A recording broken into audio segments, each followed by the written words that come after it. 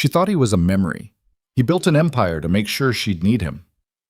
Now Nadia Brooks stands at the altar of a promise she never meant to keep. And the man who came to collect isn't asking. He's claiming, like and comment your city so I can see how far this story travels. The cake sat on the workbench like an accusation. Single candle, chocolate frosting melting under the heat lamp Nadia had forgotten to turn off 3 hours ago. 30 years old today, and the only person who'd remembered was herself. She pulled the candle out, licked the frosting off the bottom, and tossed it in the trash. Her studio occupied the 4th floor of a building in Brooklyn that smelled like old radiators and broken dreams. Fabric samples covered every surface. Half-finished designs hung from mannequins like ghosts of better days. The sewing machine hummed in the corner, but she hadn't touched it in 2 weeks. Couldn't afford the thread to finish what she'd started. Nadia wiped her hands on her jeans and checked her phone. 3 missed calls from her landlord, 1 text from her mother asking if she'd found a real job yet.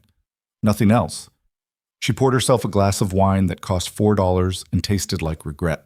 Through the window, New York glittered like it was mocking her.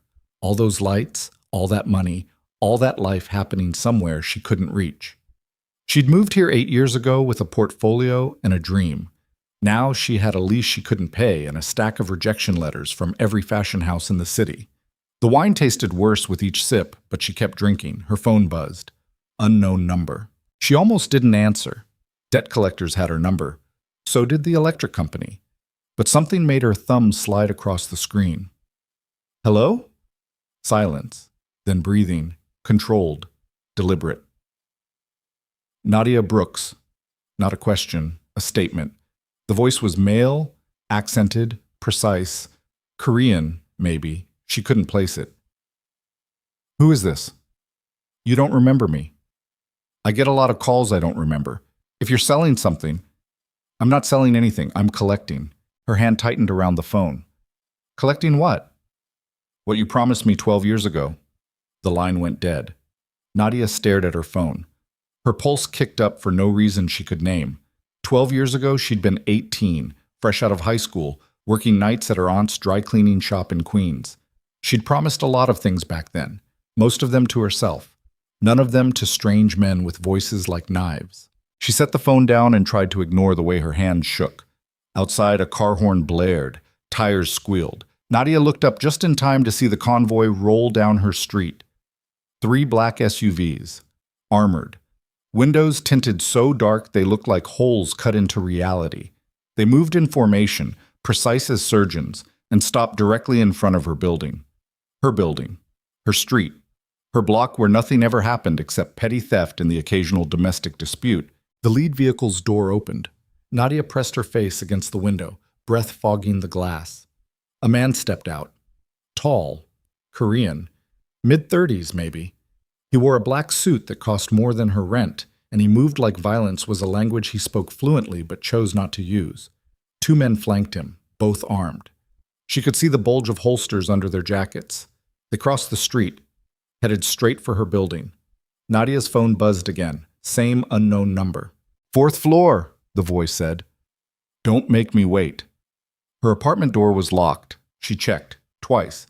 Then she grabbed the scissors from her sewing kit and held them like a weapon she had no idea how to use.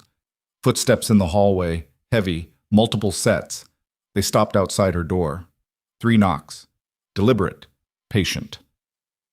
Nadia, the voice from the phone. Open the door. I don't know you. Yes, you do. I'll call the police. No, you won't.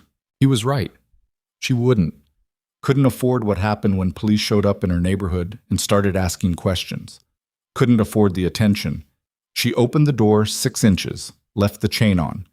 The man from the convoy stood in her hallway like he'd been there before, like he already owned it. Up close, his face was all sharp angles and control, eyes dark enough to drown in. No smile, no warmth, just recognition. And she knew him. The memory hit her like cold water. Jun-ho Kim. 14 years old, skinny, awkward, living 3 blocks over with his grandmother while his parents ran some business she'd never understood. They'd met at the community center. He'd been reading a book about chess strategy. She'd been sketching dresses in the margins of her homework. They'd been friends, sort of. The kind of friends you are when you're both lonely and the neighborhood is small.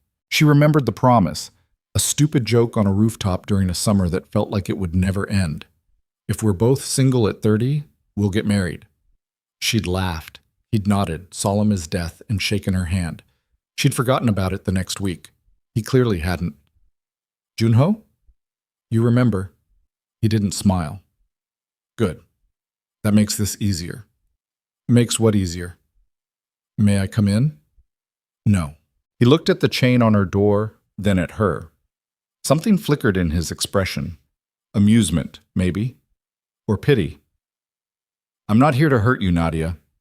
Then why are you here? I told you. I've come to collect what you promised me.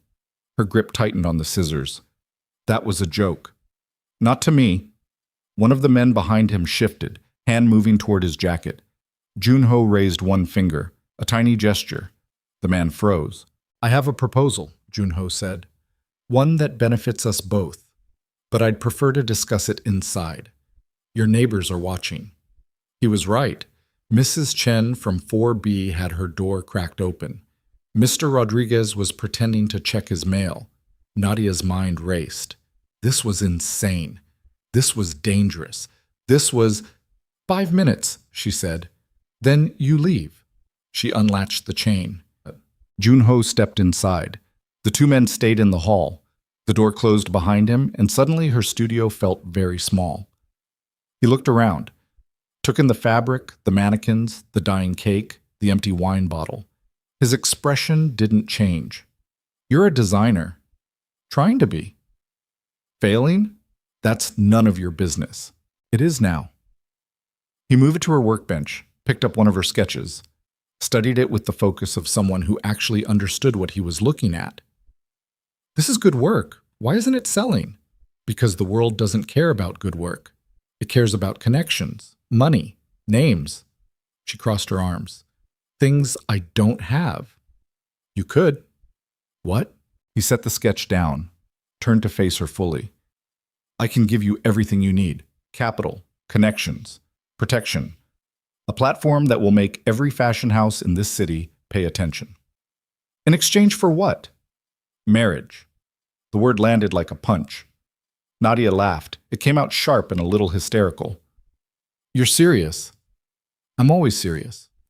You can't just— People don't do this. This isn't the 1800s. You can't buy a wife. I'm not buying you. I'm honoring a promise. He stepped closer. Not threatening, just present, undeniable. You made a commitment 12 years ago. I've waited. Now I'm here to fulfill it. It was a joke, Junho. We were kids. I wasn't joking. She stared at him, searched his face for any sign of humor, of irony, of anything human. Found nothing but certainty. Why? She asked. Why me? Why now? Because I made a promise too, and I keep my promises. That's not a reason. It's the only reason that matters. Her phone buzzed. She grabbed it. Her landlord. Final notice. Eviction proceedings starting Monday. Junho's eyes flicked to the screen. He didn't say anything. Didn't have to. How much do you owe? He asked. That's— How much? $43,000. Rent, utilities, fabric suppliers, equipment loans. The number tasted like poison. I've got 2 weeks before they lock me out. I can have that cleared by tomorrow morning. Her breath caught. You're lying. I don't lie. He pulled out his phone, typed something, and showed her the screen. A bank transfer confirmation. $43,000. Recipient, Nadia Brooks. Pending her account information. Her knees went weak. This is insane, she whispered. This is business. Marriage isn't business. Everything is business, said. He put his phone away. You get financial security, a chance to build the career you've been fighting for. I get what I came for. Which is what exactly? A trophy wife? Some kind of sick control fantasy? A partner. The word came out flat, emotionless. Someone I chose a long time ago. Someone I've been watching succeed and fail and survive for 12 years. The scissors were still in her hand. She'd forgotten she was holding them. You've been watching me. It wasn't a question. He didn't deny it. Get out, she said. Nadia, get out of my apartment before I start screaming. Junho studied her. Something shifted in his expression. Not quite disappointment, more like patience. "You have 48 hours," he said. "After that, the offer expires." He moved toward the door, then paused. "One more thing. Check your studio lease. Read the fine print about your primary investor." "I don't have an investor." "Yes, you do. You have for 3 years." He left. The door clicked shut. Nadia stood frozen in her studio, scissors still clutched in her white-knuckled grip, trying to process what had just happened. She pulled up her lease agreement on her laptop, scrolled to the investor section she'd barely glanced at when she'd signed it, the shell company that had backed her equipment loan, the silent partner who'd never asked for anything. The name jumped out at her like a slap. KJ Holdings International, Jun-Ho Kim. Her phone rang, her supplier, the one who'd been threatening to pull her fabric orders for months. "Miss Brooks, just wanted to let you know your account has been settled in full. We can start deliveries again Monday." "I didn't. How?" "Payment came through an hour ago. Have a good evening." The line went dead. Nadia's hand shook so hard she nearly dropped the phone. Her laptop chimed. Email notification. Her landlord. Rent paid in full through the end of the year. Late fees waived. Another email. The equipment supplier. Outstanding balance cleared. Another and another and another. Every debt she had. Gone. Erased. As if they'd never existed. Her studio door was still closed, but she could feel him, his presence, his control, wrapping around her life like chains made of money and promises she didn't remember making. She grabbed her wine glass, threw it against the wall. It shattered. Red liquid ran down the white paint like blood. Her phone buzzed again. Unknown number. She answered. "What the hell did you do?" Her voice came out raw. "I'm protecting my investment," Jun-Ho said. "Sleep well, Nadia. We'll talk soon." "I didn't agree to anything." "You will." The certainty in his voice made her want to scream. "Why?" she demanded. "Why me? There are 1,000 women in this city who'd marry you for money. Why drag up some stupid promise from when we were kids?" Silence. Long enough that she thought he'd hung up. Then, "Because you're the only promise I ever made that mattered." The line went dead. Nadia sank onto her workbench. Her studio was paid for. Her debts were cleared. Her career had just been handed a lifeline she'd been praying for, and all it cost was her freedom. She looked at her sketches, at the design she'd poured her heart into for 8 years, at the dream that had been dying slowly, painfully, publicly. 48 hours.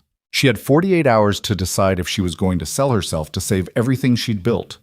Her phone lit up one more time. A text from an unknown number. An address in Manhattan. Midtown. Tomorrow, 7 p.m. Beneath it, "Bring the ring size. We'll need it for the contract." Nadia's stomach twisted. She should run.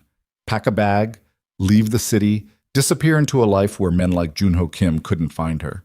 But she looked around her studio. At the space she'd fought for. At the work that defined her. At the dream that was finally, impossibly within reach. And she knew she wasn't going anywhere. She grabbed her laptop and started researching. Jun-Ho Kim. The results made her blood run cold. CEO of KJ Holdings International. Net worth estimated at $800 million. Investments in shipping, real estate, technology. Legitimate businesses with pristine public records. And underneath, in the comment sections and conspiracy forums and deleted news articles she had to dig for, whispers, rumors, stories about a Korean crime syndicate operating out of New York, Los Angeles, and Seoul. Drug trafficking, money laundering, people who crossed them and disappeared. No proof. Never any proof. But the stories were consistent, and they all mentioned the same name, Jun-Ho Kim. The boy she'd known had been quiet, polite, smart. He'd helped her with math homework. She'd shown him her sketches. The man who'd walked into her studio tonight was something else entirely. She slammed her laptop shut. Tomorrow, she'd go to the address. Hear him out. Figure out what he really wanted. And then she'd find a way out of this that didn't end with her name in the same conspiracy forums she'd just been reading.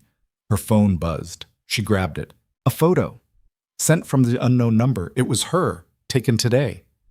Walking down the street outside her building. The angle suggested it had been shot from inside one of the black SUVs. Beneath it, "You were always beautiful when you were angry." Nadia's breath stopped. She ran to her window, looked down at the street. The convoy was gone, but parked across the street, barely visible in the shadows, was a single black sedan. Someone was watching, still watching. Nadia backed away from the window. Her heart hammered against her ribs. She grabbed her phone to call the police. Stopped. What would she tell them? That a man had paid her debts and proposed marriage? That she felt watched? That she'd made a promise 12 years ago and someone had actually kept it? They'd laugh her out of the precinct. She was alone in this. Completely alone. Except she wasn't, was she? Junho Kim had just proven he could reach into her life whenever he wanted. Could manipulate her finances, her business, her entire existence with a few phone calls. And he'd been doing it for 3 years without her knowing. She looked at the shattered wine glass on the floor, at the sketches on her workbench, at the life she'd built that was suddenly revealed to be a house of cards held up by a man who claimed to love her, or own her. She wasn't sure there was a difference anymore. Her phone buzzed one last time. 47 hours. Nadia turned off her phone, but she couldn't turn off the feeling crawling up her spine. The feeling that her life had stopped being hers the moment Junho Kim had decided it was his. And the worst part, the part that made her want to scream, was that a tiny, treacherous part of her brain was doing the math. 43,000 in debt, erased. A studio, saved. A career, possible. All she had to do was say yes to a man who terrified her. A man who'd been watching her for 12 years. A man who kept his promises. She grabbed her jacket and headed for the door. She needed air. Needed to walk. Needed to think somewhere that didn't smell like her failures and his money. The hallway was empty. The building was quiet. She took the stairs instead of the elevator. 4 flights down.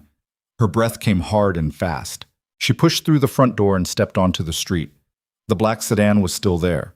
Nadia walked straight toward it. The back window rolled down. A woman sat inside. Asian, late 20s, beautiful in a way that looked expensive. Her expression was ice.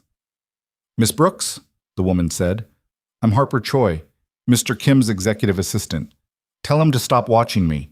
Mr. Kim doesn't take orders. He gives them." Harper's smile was sharp enough to cut. "But I'll pass along your complaint, for what it's worth." "What do you want?" "To give you some advice." Harper leaned forward. "Walk away, refuse the proposal, disappear, whatever it takes." "Why do you care?" "I don't. But I've worked for Junho Kim for 6 years. I've seen what happens to people who get close to him." Her eyes were cold. "They stop belonging to themselves, and you strike me as someone who values her freedom." "Then why doesn't he just let me go?" "Because he doesn't let go of anything he wants." Harper's expression didn't change. 47 hours, Miss Brooks. Use them wisely." The window rolled up. The sedan pulled away. Nadia stood on the sidewalk, wind cutting through her jacket, New York humming around her like a machine that didn't care if she lived or died. She pulled out her phone, turned it back on. One new message, an address, a time, and a single line, "Don't be late." Nadia didn't sleep. She sat at her workbench until sunrise, staring at her phone, watching the hours tick down. 47, 46, 45. At 6 a.m., she showered, put on the only professional outfit she owned that didn't have pins stuck in it, a black dress she'd made 2 years ago for a job interview that had gone nowhere.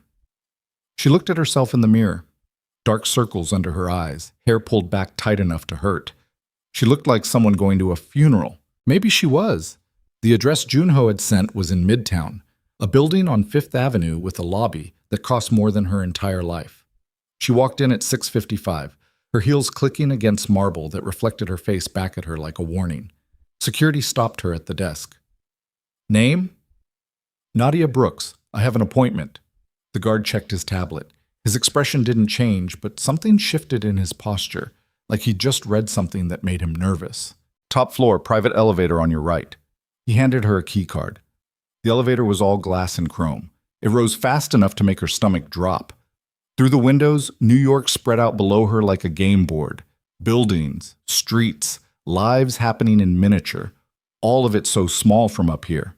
The doors opened directly into a penthouse, floor-to-ceiling windows, furniture that looked sculptural, art on the walls that probably cost more than her studio building.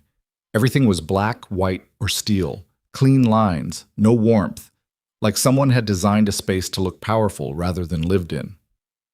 Junho stood by the windows, hands in his pockets, watching the city. He didn't turn around. "You came," he said. "You didn't give me much choice. There's always a choice." "Is there?" Now he turned. He wore a different suit, charcoal gray, no tie. The top button of his shirt was undone. It was the only thing about him that looked remotely human. "Sit," he said. There was a table, 2 chairs, a contract sitting between them like a loaded gun. Nadia stayed standing. "I looked you up," she said.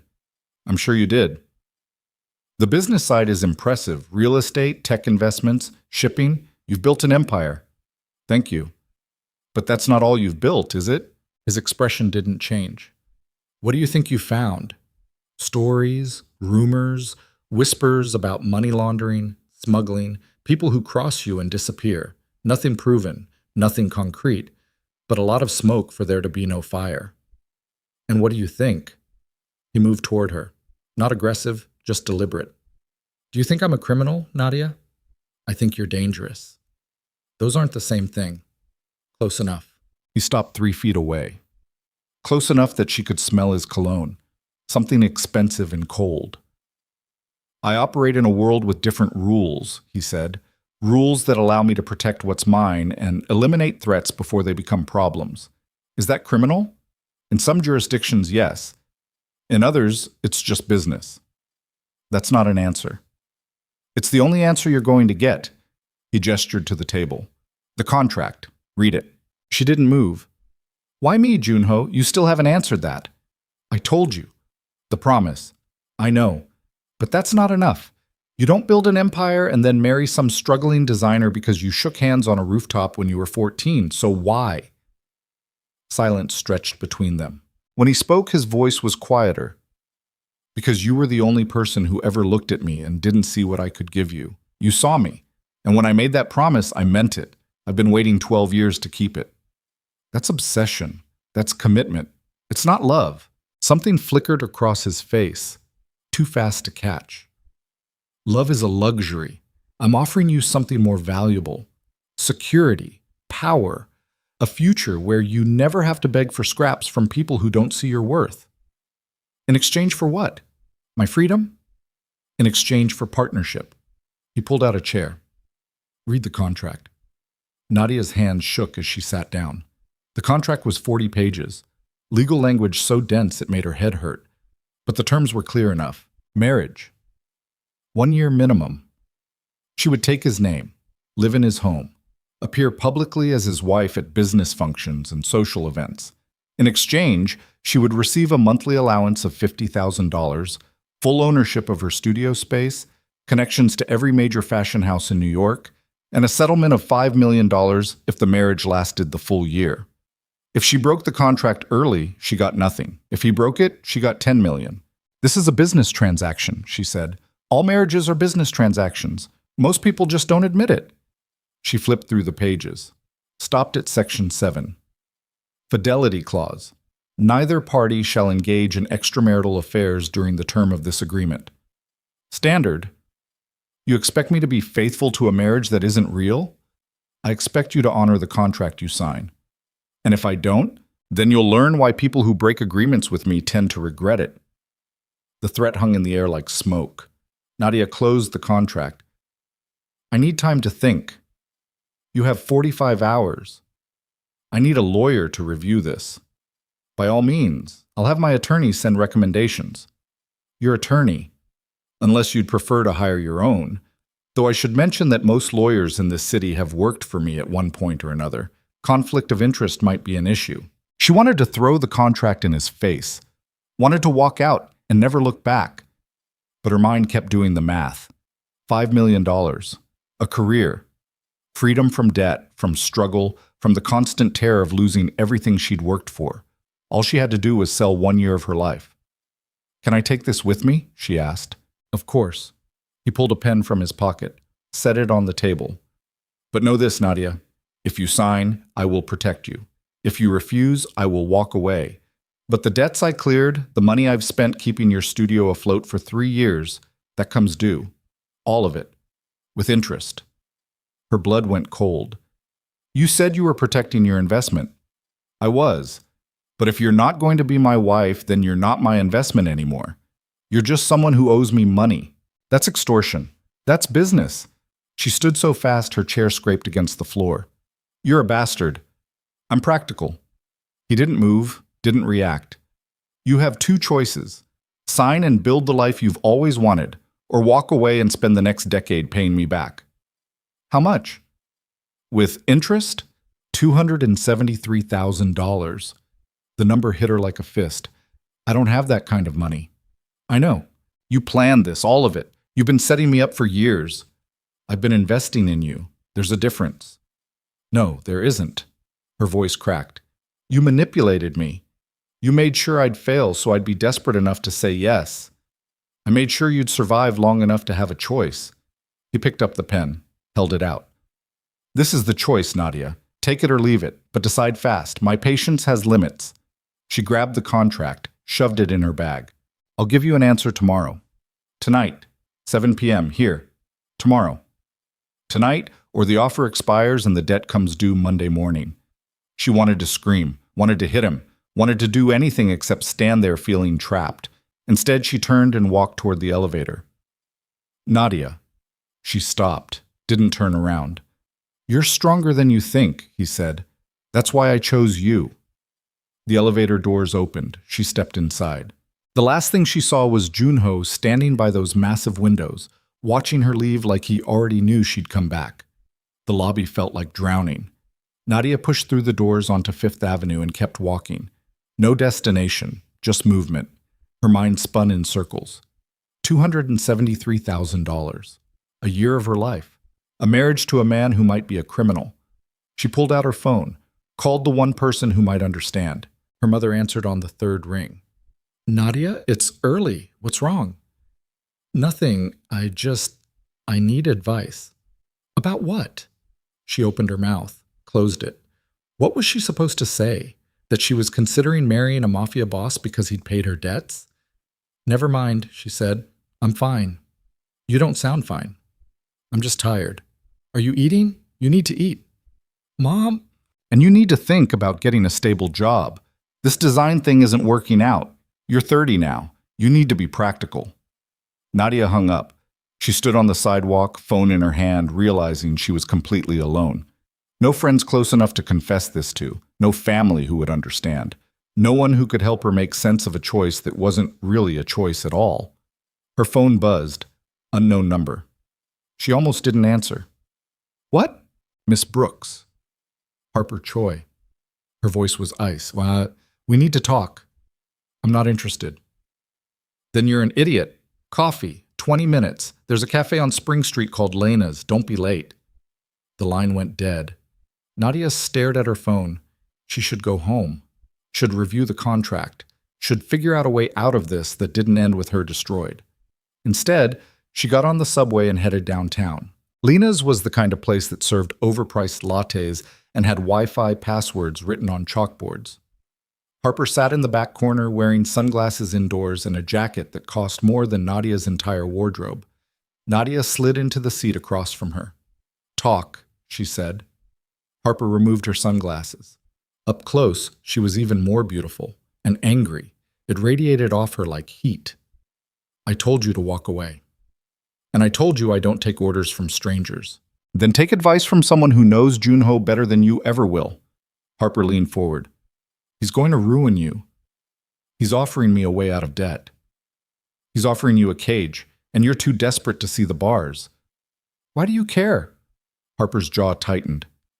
Because I made the same mistake you're about to make. Nadia went still. You were with him. For 2 years. I thought I was different. Special. I thought if I worked hard enough, proved myself enough, he'd see me as more than an asset. Harper's laugh was bitter. I was wrong. What happened? He got bored, found a new project. Me, specifically. Hired me as his assistant because he said I was too valuable to lose. And I was stupid enough to stay because I convinced myself proximity was better than nothing. That's not. It is. And now he's doing the same thing to you. Except he's legally binding you to him, so you can't leave. Harper pulled out her phone, showed Nadia a photo. Recognize this? It was Nadia, walking to her studio, taken from across the street. The date stamp was from 3 years ago. He's been watching you since you were 27, Harper said. Following you, documenting your life, paying your bills without you knowing. He's been building this moment for years. Nadia's stomach turned. How do you have this? Because I'm the one who organized the surveillance. I'm the one who tracked your spending, your contracts, your failures. I did it because he told me to, and because I thought if I helped him get what he wanted, maybe he'd finally see me again. Jesus. Don't pity me. Pity yourself. Because you're about to sign a contract that gives him complete control over your life, and once you do, there's no way out. Nadia shoved the phone back across the table. I haven't signed anything, but you're going to. Because he's made sure you have no other option. Harper put her sunglasses back on. So here's what I'm offering. I have connections. People who hate Junho, who would pay good money to see him taken down. You sign that contract, you get close to him, you give me information, financial records, business contacts, anything I can use, and I'll make sure you get out clean with enough money to disappear. You want me to spy on him. I want you to help me destroy him. Why would I do that? Because it's the only way you get free. Harper stood. Think about it.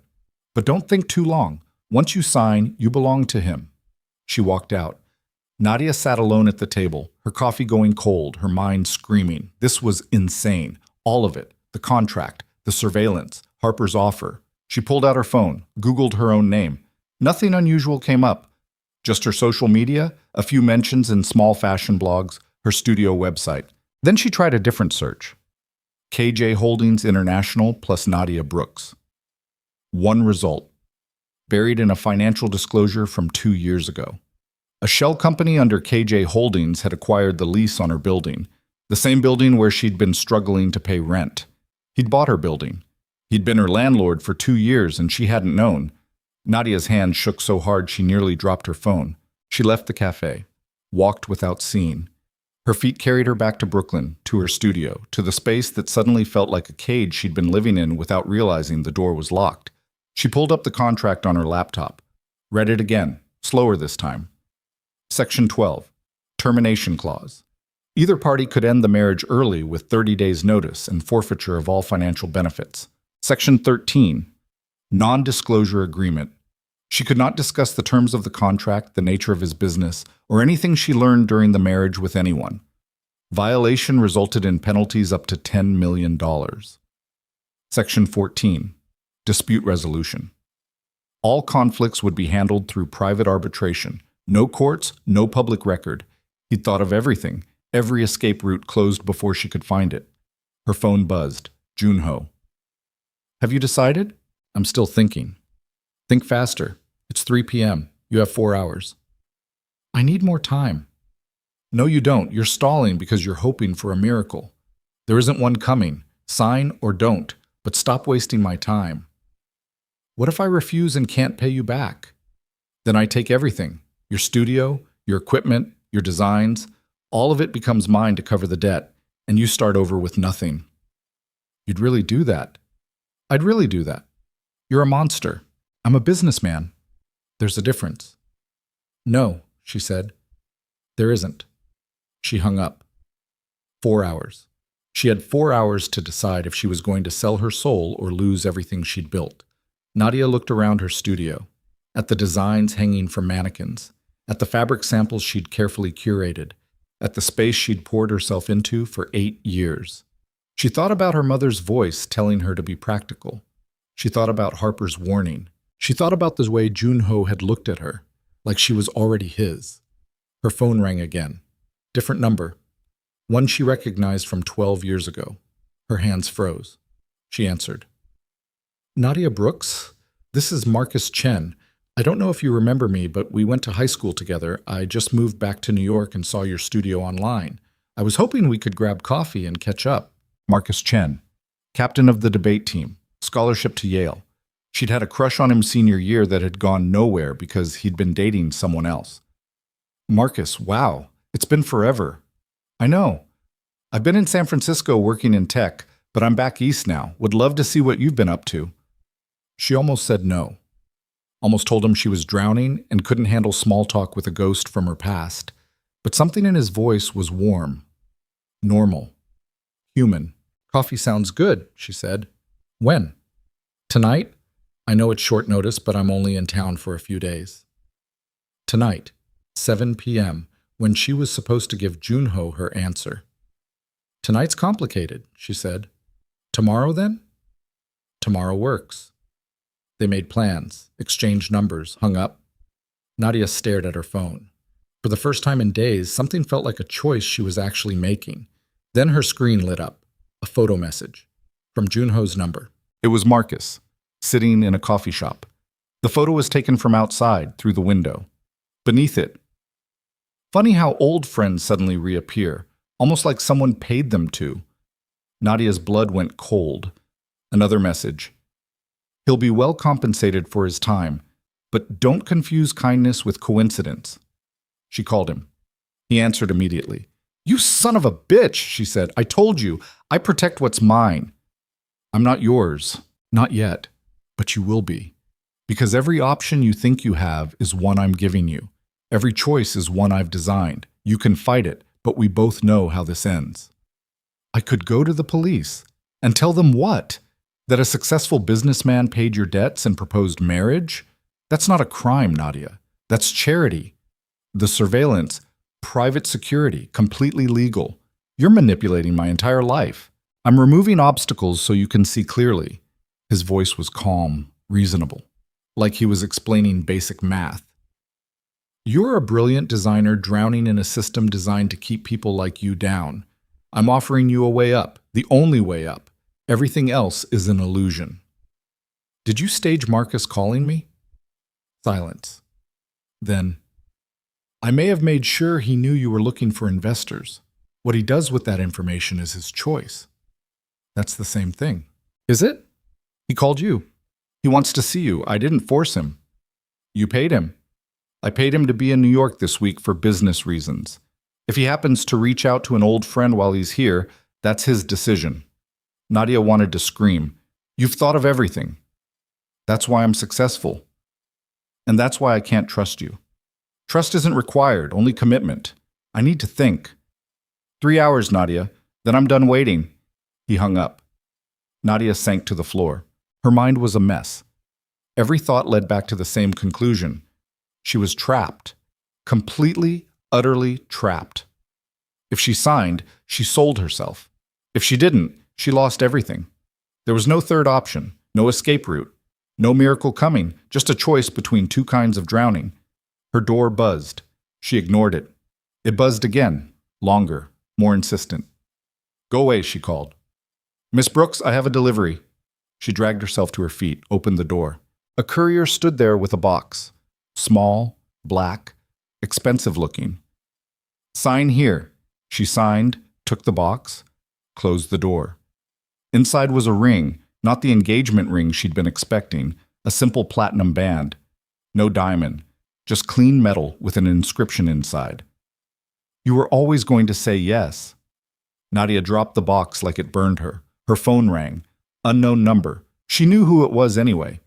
Did you get my gift? Harper asked. What do you want? To offer you one last chance. Meet me. Now. I have information you need to see before you make your decision. What information? The kind that shows you exactly who Junho Kim really is, and what he's planning to do with you once you sign that contract. Where? Harper gave her an address, a warehouse in Red Hook. 30 minutes. Come alone. The line went dead. Nadia stood in her studio, ring box on the floor, contract on her laptop, phone in her hand. Every instinct screamed that this was a trap. But she grabbed her jacket anyway, because she was drowning, and even a trap looked like a lifeline when you were going under. The warehouse was exactly what she'd expected. Dark, empty, the kind of place where bad things happened in movies. Harper stood in the center under a single light. She wasn't alone. 2 men flanked her, both armed. Nadia stopped in the doorway.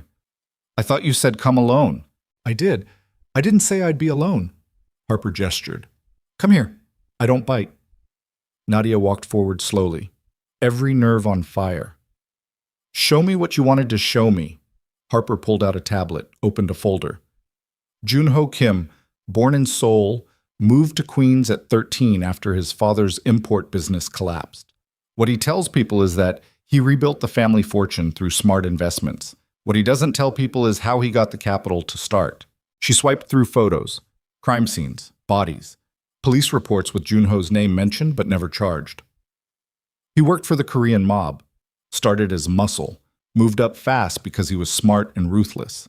By the time he was 25, he'd taken over the New York operation. Now he runs one of the most sophisticated criminal networks on the East Coast. I already know he's dangerous. Do you know he's planning to use you? Harper swiped again.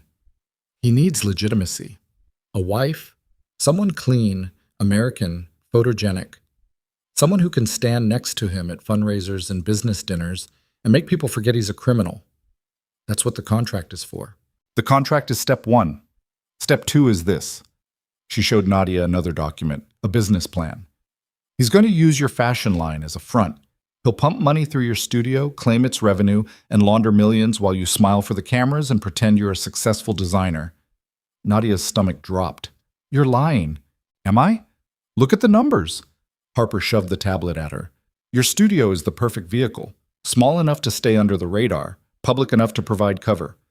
And you're so desperate for success you'll never question where the money comes from. The numbers were there. Projections. Revenue streams that made no sense for a small fashion studio. Investments that didn't match any legitimate business model. This is all speculative, Nadia said. This is his playbook. I've seen him do it before with 3 other businesses, restaurants, art galleries, tech startups. All of them run by people who thought they were getting a chance at success. All of them ended up as money laundering operations. What happened to them? Harper's expression went dark. One's in prison. One disappeared. One died in a car accident that wasn't an accident. Nadia's hands shook. Why are you telling me this? Because I'm offering you a way out. Help me take him down, and I'll make sure you're protected. By who? You? By people with more power than Junho Kim. People who've been waiting years for someone on the inside. You mean law enforcement? Harper smiled. Didn't confirm or deny. You're a cop, Nadia said. I'm someone who wants justice. Help me get it, and you walk away clean. Or I become the next person who dies in an accident. Not if you're smart. Sign the contract. Get close. Feed me information. When we have enough, we move and you get a new identity and enough money to start over anywhere you want. Nadia looked at the tablet, at the photos, at the evidence that Junho Kim was exactly as dangerous as she'd feared. I need to think, she said. You have 2 hours. After that, you're making your choice blind. Nadia turned to leave. One of Harper's men stepped in front of her. Let her go, Harper said. He moved aside. Nadia walked out of the warehouse into the cold night air. Her phone said 6:15, 45 minutes until she was supposed to give Junho her answer. She stood on the street, traffic rushing past, her mind spinning. 3 options now. Sign the contract and become Junho's wife. Possibly his accomplice in money laundering. Definitely his possession. Work with Harper, sign the contract, and spy on him. Risk everything. Trust a woman who might be law enforcement or might be something worse. Walk away. Let him take everything, start over with nothing and $200,000 in debt she'd never be able to pay. No good options, just degrees of disaster. Her phone buzzed. Junho. Where are you? Walking. You have 30 minutes. I know. Have you decided? She looked up at the sky. No stars, just the orange glow of the city reflecting off clouds. Yes, she said. And? I'll tell you when I get there. She hung up, got in a cab, gave the driver the address, watched the city blur past the windows, thought about promises made by children who didn't understand what they were agreeing to, thought about freedom and what it cost, thought about survival and what it required. The cab stopped outside the building on 5th Avenue. Nadia paid, got out, walked inside. The elevator rose, the doors opened. Junho stood exactly where he'd been that morning, by the windows, watching the city. He turned when she entered. Well? Nadia pulled the contract from her bag, set it on the table, picked up the pen. If I sign this, she said, I need something from you first. You're negotiating now? I'm setting terms. The terms are in the contract. These aren't in the contract. She faced him fully. I need to know what you're really planning to do with me, with my studio. I need to know if Harper Choi is telling the truth about money laundering and criminal enterprises and me being used as a front. Something flickered in his eyes. Surprise, maybe, or respect. Harper talked to you. She did, and you believed her. Should I? He moved closer. Harper Choi is a scorned woman with an agenda. Everything she told you is designed to turn you against me. That's not an answer. Here's your answer. Yes, I operate businesses that exist in legal gray areas. Yes, I will use our marriage to build legitimacy and open doors that are currently closed to me. And yes, your studio will benefit from investments that come from sources you're better off not knowing about. So she was telling the truth. She was telling her version of the truth. Here's mine. You have a choice. You can stay small, pure, and broke. Or you can grow, succeed, and stop asking questions about where the money comes from. Most successful people in this city have made that deal. You're just being offered it explicitly. And if I refuse, then you lose everything and I find someone else. There are 1,000 talented designers in New York who'd sign this contract without hesitation. Then why me? Because I made you a promise 12 years ago, and I keep my promises.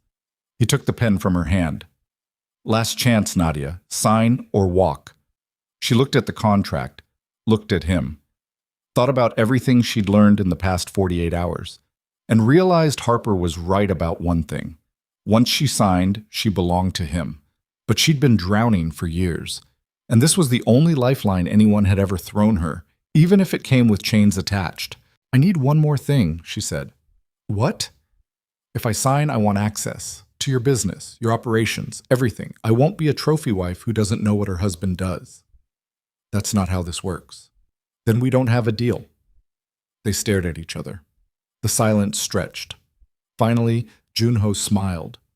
It was the first time she'd seen any emotion on his face that looked genuine. You're more interesting than I remembered, he said. Is that a yes? It's a negotiation. You want access? Fine. But it comes with rules. You see what I show you. You ask questions privately, and you never ever use what you learn against me. And if I do, then you'll learn why people who betray me don't get second chances. He held out the pen. Nadia took it. Her hand hovered over the signature line. Every instinct screamed at her to run, but her eyes went to the window, to the city, to the life she'd been trying to build for 8 years that had never been enough. She signed. Junho took the contract, looked at her signature. Welcome to the family, he said. Then he pulled out his phone and made a call.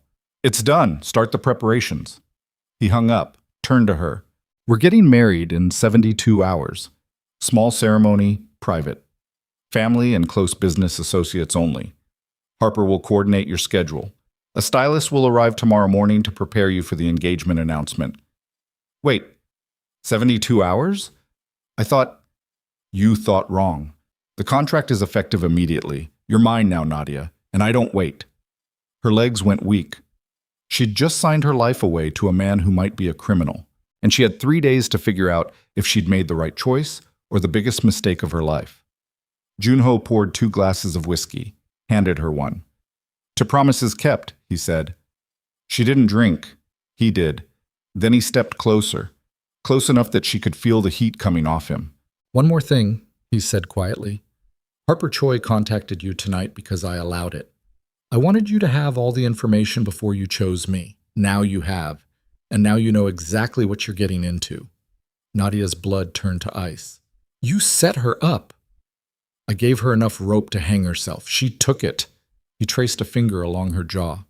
She flinched. He didn't move back. She'll be dealt with, quietly. You won't see her again. What are you going to do to her? What I do to everyone who tries to undermine me. His eyes were black, empty. I'm going to erase her. Jesus Christ. You signed the contract, Nadia. Welcome to my world. He walked away. Left her standing there with an empty glass in her hand and the sick realization that she'd just sold herself to a monster who'd been playing chess with her life while she thought she was making choices. The elevator doors opened. 2 women stepped out. One carried garment bags. The other held a makeup case. Miss Brooks, the first one said, we're here to begin your preparations. Mr. Kim wants you ready for the engagement photos by morning. Nadia looked at Junho. He smiled. You're mine now, he said again. Get used to it. And for the first time since this nightmare began, Nadia realized exactly how trapped she really was. The stylist's name was Michelle, and she worked like Nadia was a corpse that needed preparing for viewing. Cold hands, efficient movements, no small talk. She stripped Nadia down to her underwear in the middle of Junho's penthouse while he watched from across the room, phone pressed to his ear, conducting business in Korean like this was all perfectly normal. Arms up, Michelle said. Nadia raised her arms. The measuring tape went around her waist, her hips, her chest. Numbers were called out to the assistant, who typed them into a tablet without looking up. Turn. She turned. More measurements, more numbers. She felt like livestock being appraised for market value. Junho ended his call, walked over, stood close enough that she could smell his cologne mixing with her own fear sweat. The engagement photos will run in the Times on Friday, he said. Business section and society pages. I've already arranged the interviews. You'll need talking points. About what? About how we met, how I proposed, how in love we are.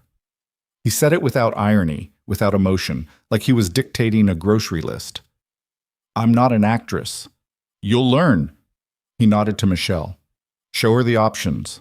Michelle opened the garment bags. Evening gowns spilled out. Black, emerald, crimson. All of them worth more than Nadia's entire wardrobe combined. Pick one, Junho said. For what? Tomorrow night, engagement party. 200 guests. All of them people you need to impress. Her stomach dropped. 200? Business associates, investors, politicians, some family. He checked his watch. You have 12 hours to learn how to be my wife. Don't waste them. He walked away, left her standing half naked with strangers who measured her like she was a problem to solve. Michelle held up the black dress. This one would photograph well. Nadia took it, felt the fabric. Silk so fine it barely existed. A dress designed to make her look like she belonged in his world. She wanted to tear it apart with her bare hands. Instead, she said, I'll try it on. The next 12 hours were a masterclass in erasure. Michelle taught her how to walk in heels that felt like weapons, how to stand so the cameras caught her best angles, how to smile without showing too much teeth, how to touch Junho's arm with just enough affection to look genuine, but not so much that it seemed desperate. A media consultant named David drilled her on responses. How did you meet? We grew up in the same neighborhood, reconnected recently. What attracted you to him? His intelligence, his drive, the way he sees potential in things others overlook. That last one made her want to vomit, but David nodded approvingly. Good. Use that. The press loves a romance with depth. By 4 a.m., she was exhausted. Her feet ached. Her face hurt from fake smiling. Her brain felt scraped raw from memorizing lies. Michelle finally released her. Get some sleep. Hair and makeup start at 8.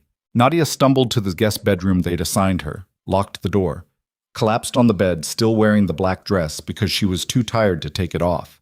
She grabbed her phone. 3 missed calls from her mother. 2 texts from Marcus asking if she was okay. Marcus, the tech guy who'd called yesterday, the one Junho had paid to reappear in her life.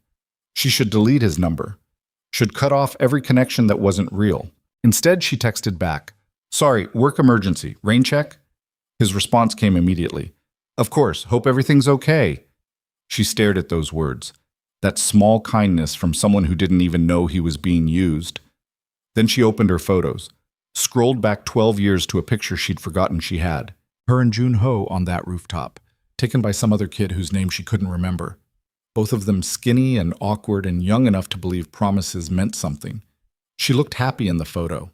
He looked determined, like even then he'd known exactly what he wanted and how he was going to get it.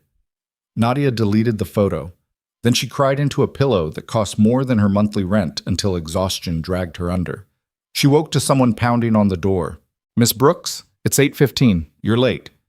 She dragged herself out of bed. Every muscle screamed.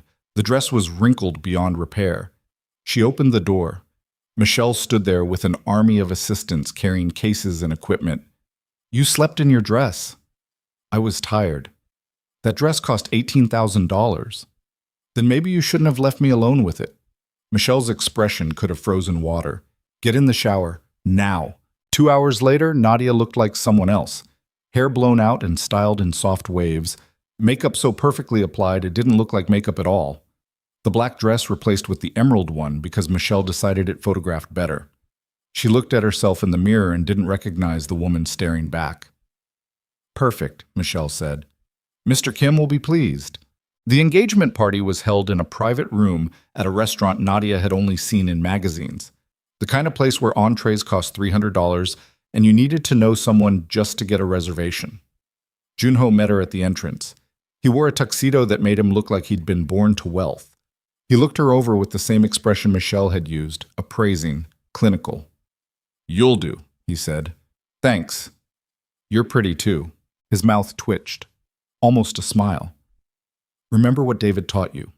Don't improvise. Don't get clever. Just stick to the script. And if someone asks a question I don't have a scripted answer for, look at me. I'll handle it. He offered his arm. Ready? No, she wasn't ready. She'd never be ready. But she took his arm anyway because the alternative was falling apart in public, and she wasn't going to give him that satisfaction. The doors opened. 200 people turned to look at her. The room was all crystal chandeliers and champagne, and the kind of wealth that didn't need to announce itself because everyone already knew. Businessmen in suits that cost more than cars. Women dripping in jewelry that could fund small countries. Politicians she recognized from the news. And all of them watching her like she was the evening's entertainment. Junho's hand settled on the small of her back, possessive, a silent message to everyone in the room. Mine. Smile, he murmured. She smiled. They moved into the crowd. The next 3 hours were theater. Junho introduced her to investors who sized her up like an acquisition, business partners who shook her hand too long, women who looked at her with either pity or envy, she couldn't tell which. She repeated her lines, how they'd met, how he'd proposed, how happy she was. The lies tasted like ash, but she kept smiling.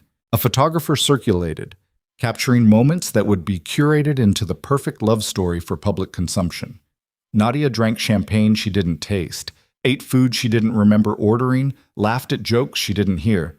And through it all, Junho's hand never left her back. Always there, always present. A constant reminder that she belonged to him now. Around 10 p.m., she excused herself to the bathroom. The stall doors were marble. The counters were granite. Even the soap dispensers looked expensive. She locked herself in a stall and tried to breathe. This was her life now. Parties with strangers. Lies that tasted like poison.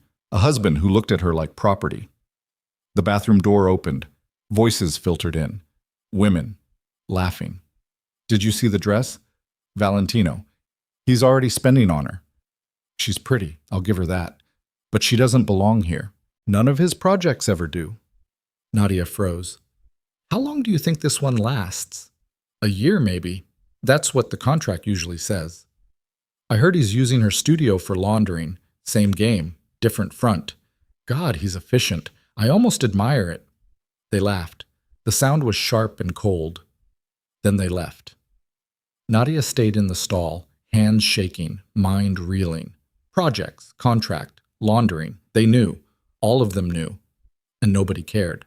She forced herself out of the stall, washed her hands, fixed her makeup, walked back into the party like she hadn't just heard herself discussed, like she was a business strategy. Junho appeared at her side immediately. You were gone too long. I needed a minute. You don't get minutes. Not tonight. He guided her toward a group of older men. Senator Williams, this is my fiancée, Nadia Brooks. The senator shook her hand. His palm was damp. His smile was practiced. Congratulations. Junho's a lucky man. Thank you. Your studio does fashion, correct? She nodded. My wife is always looking for new designers. I'll have her reach out. That would be wonderful. The senator leaned closer, lowered his voice. Take care of him. Junho's an important man, the kind of importance that requires support, discretion. I understand. Do you? His eyes were sharp. I hope so, for your sake. He walked away. Nadia's skin crawled. What did he mean by that? she asked. That you're expected to be loyal. Junho took her champagne glass, set it on a passing tray. You've had enough. I need you sober. For what? Photographs. They're about to announce our engagement officially. Her stomach twisted. Can we do this tomorrow? No. His grip tightened on her elbow.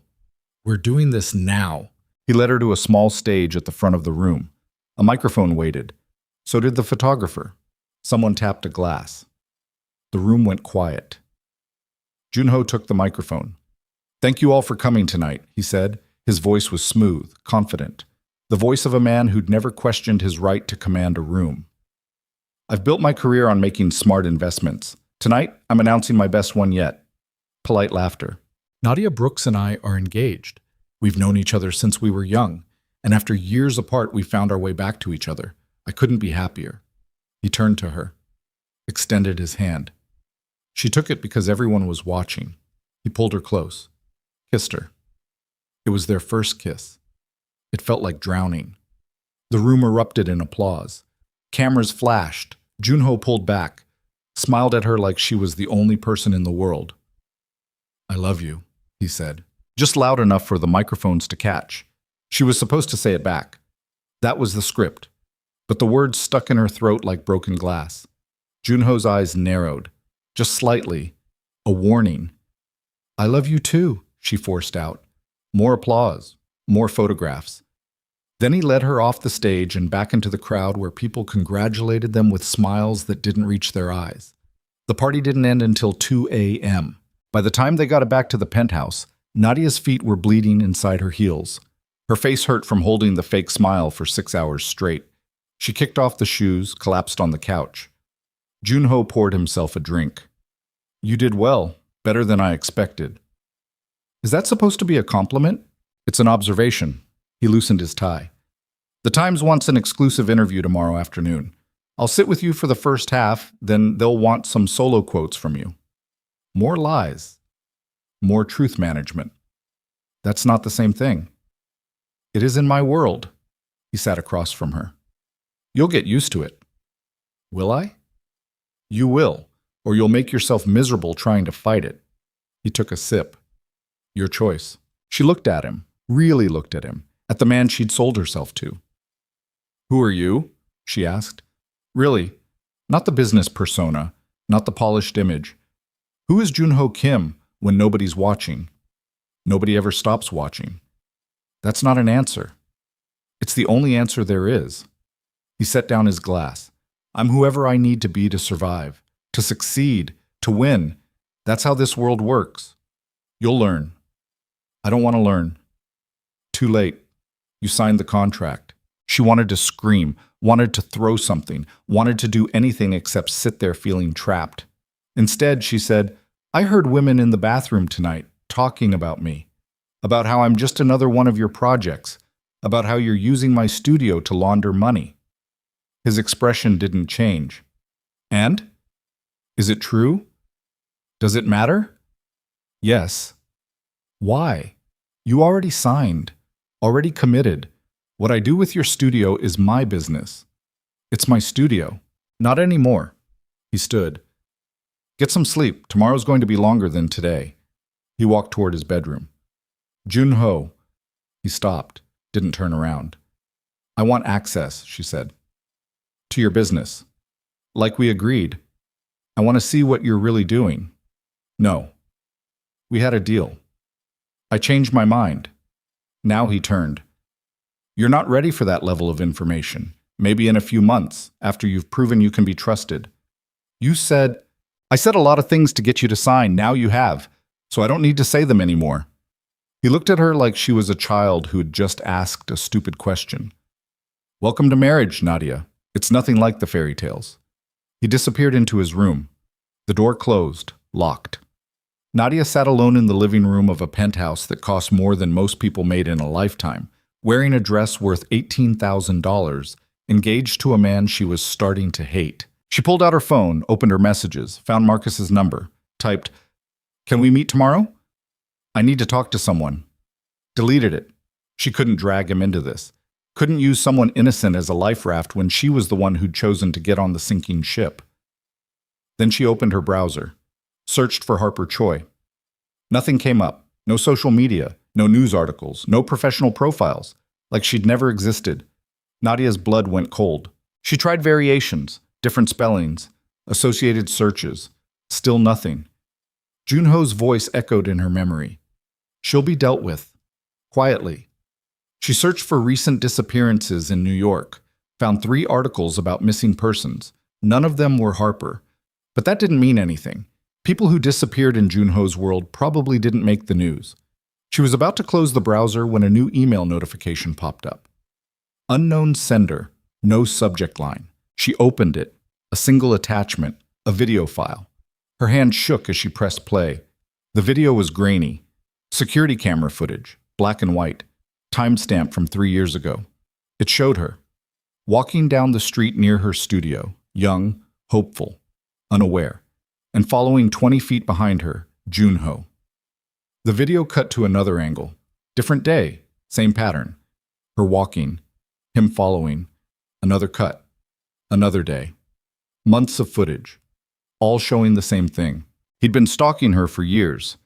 The final clip was from inside her studio. The camera angle suggested it was hidden in the ceiling. It showed her alone, working late, sketching designs, crying over bills she couldn't pay. And in the corner of the frame, just barely visible, was a figure standing outside her window, watching. The video ended. A new message appeared below it. Now you know what you married. But it's too late to run. He owns you, just like he owned me, just like he'll own the next one after you. H. Harper. She was alive, and she'd just sent Nadia proof that Junho Kim was exactly the monster she'd feared. Nadia's hands shook so violently she nearly dropped the phone. She stood, walked to Junho's bedroom door, pressed her ear against it. Silence. She tried the handle, still locked. I know you're awake, she said. Her voice came out steadier than she felt. We need to talk. No response. I saw the video, Junho. I know you've been following me for years. I know you've had cameras in my studio. I know everything. The door opened. He stood there in the dark. No expression, no surprise, like he'd been expecting this. Come in, he said. She stepped inside. The bedroom was massive, minimal furniture, everything black and white, a space designed for function, not comfort. He closed the door behind her. Sit. She stayed standing. He moved to the window, looked out at the city. Harper sent you that video. Yes. And now you think you understand what kind of man I am. I think I'm starting to. Good. He turned to face her. Then let me finish the picture for you. Yes, I've been watching you for 3 years, since you opened your studio and I realized you were trying to build something real, something that mattered to you. That's not romantic. That's surveillance. That's protection. You were vulnerable, alone, working yourself to death in a neighborhood that wasn't safe, so I made sure nothing happened to you. By stalking me. By keeping you alive. His voice was flat. 3 times in the last 3 years, men followed you home. Men with bad intentions. You never saw them because they never got close enough. I made sure of that. Her stomach turned. You're lying. Check the police reports. 3 assaults reported within 2 blocks of your studio. All 3 suspects disappeared before trial. He stepped closer. Because I disappeared them. You killed people. I protected what was mine. I wasn't yours. You've been mine since the moment you made that promise 12 years ago. Everything I've done since then has been to make sure I could keep it. He was close enough now that she had to tilt her head back to meet his eyes. You think you're the victim here, but I've spent 12 years building an empire specifically designed to give you the life you deserve. Everything I own, every move I've made, every risk I've taken, it's all been for this. For you. That's insane. That's devotion. His hand came up, cupped her face. She flinched, but he didn't move back. You're going to hate me for a while. Maybe a long while. But eventually, you'll understand that I'm the only person in this world who truly sees you, who values you, who will burn everything down to keep you safe. I don't want that. Yes, you do. You just don't know it yet. He leaned in, kissed her again. This time she pushed him away. Don't touch me. Something dark flickered across his face. I'm your fiancé. I'm going to be your husband in 3 days. I'll touch you whenever I want. That wasn't in the contract. Read Section 9 again. Marital obligations. We're expected to present as a genuine couple in all contexts, including physical affection. Her blood turned to ice. You bastard! I'm practical. He stepped back. Go to bed, Nadia. Tomorrow's going to be difficult for you. You'll need rest. What's tomorrow? The day you find out what Harper's really been doing and why she's so desperate to turn you against me. What are you talking about? You'll see. He opened the bedroom door. Good night, Mrs. Kim. I'm not. You will be. In 70 hours. His smile was cold. Sleep well. She walked out. The door closed behind her, locked again.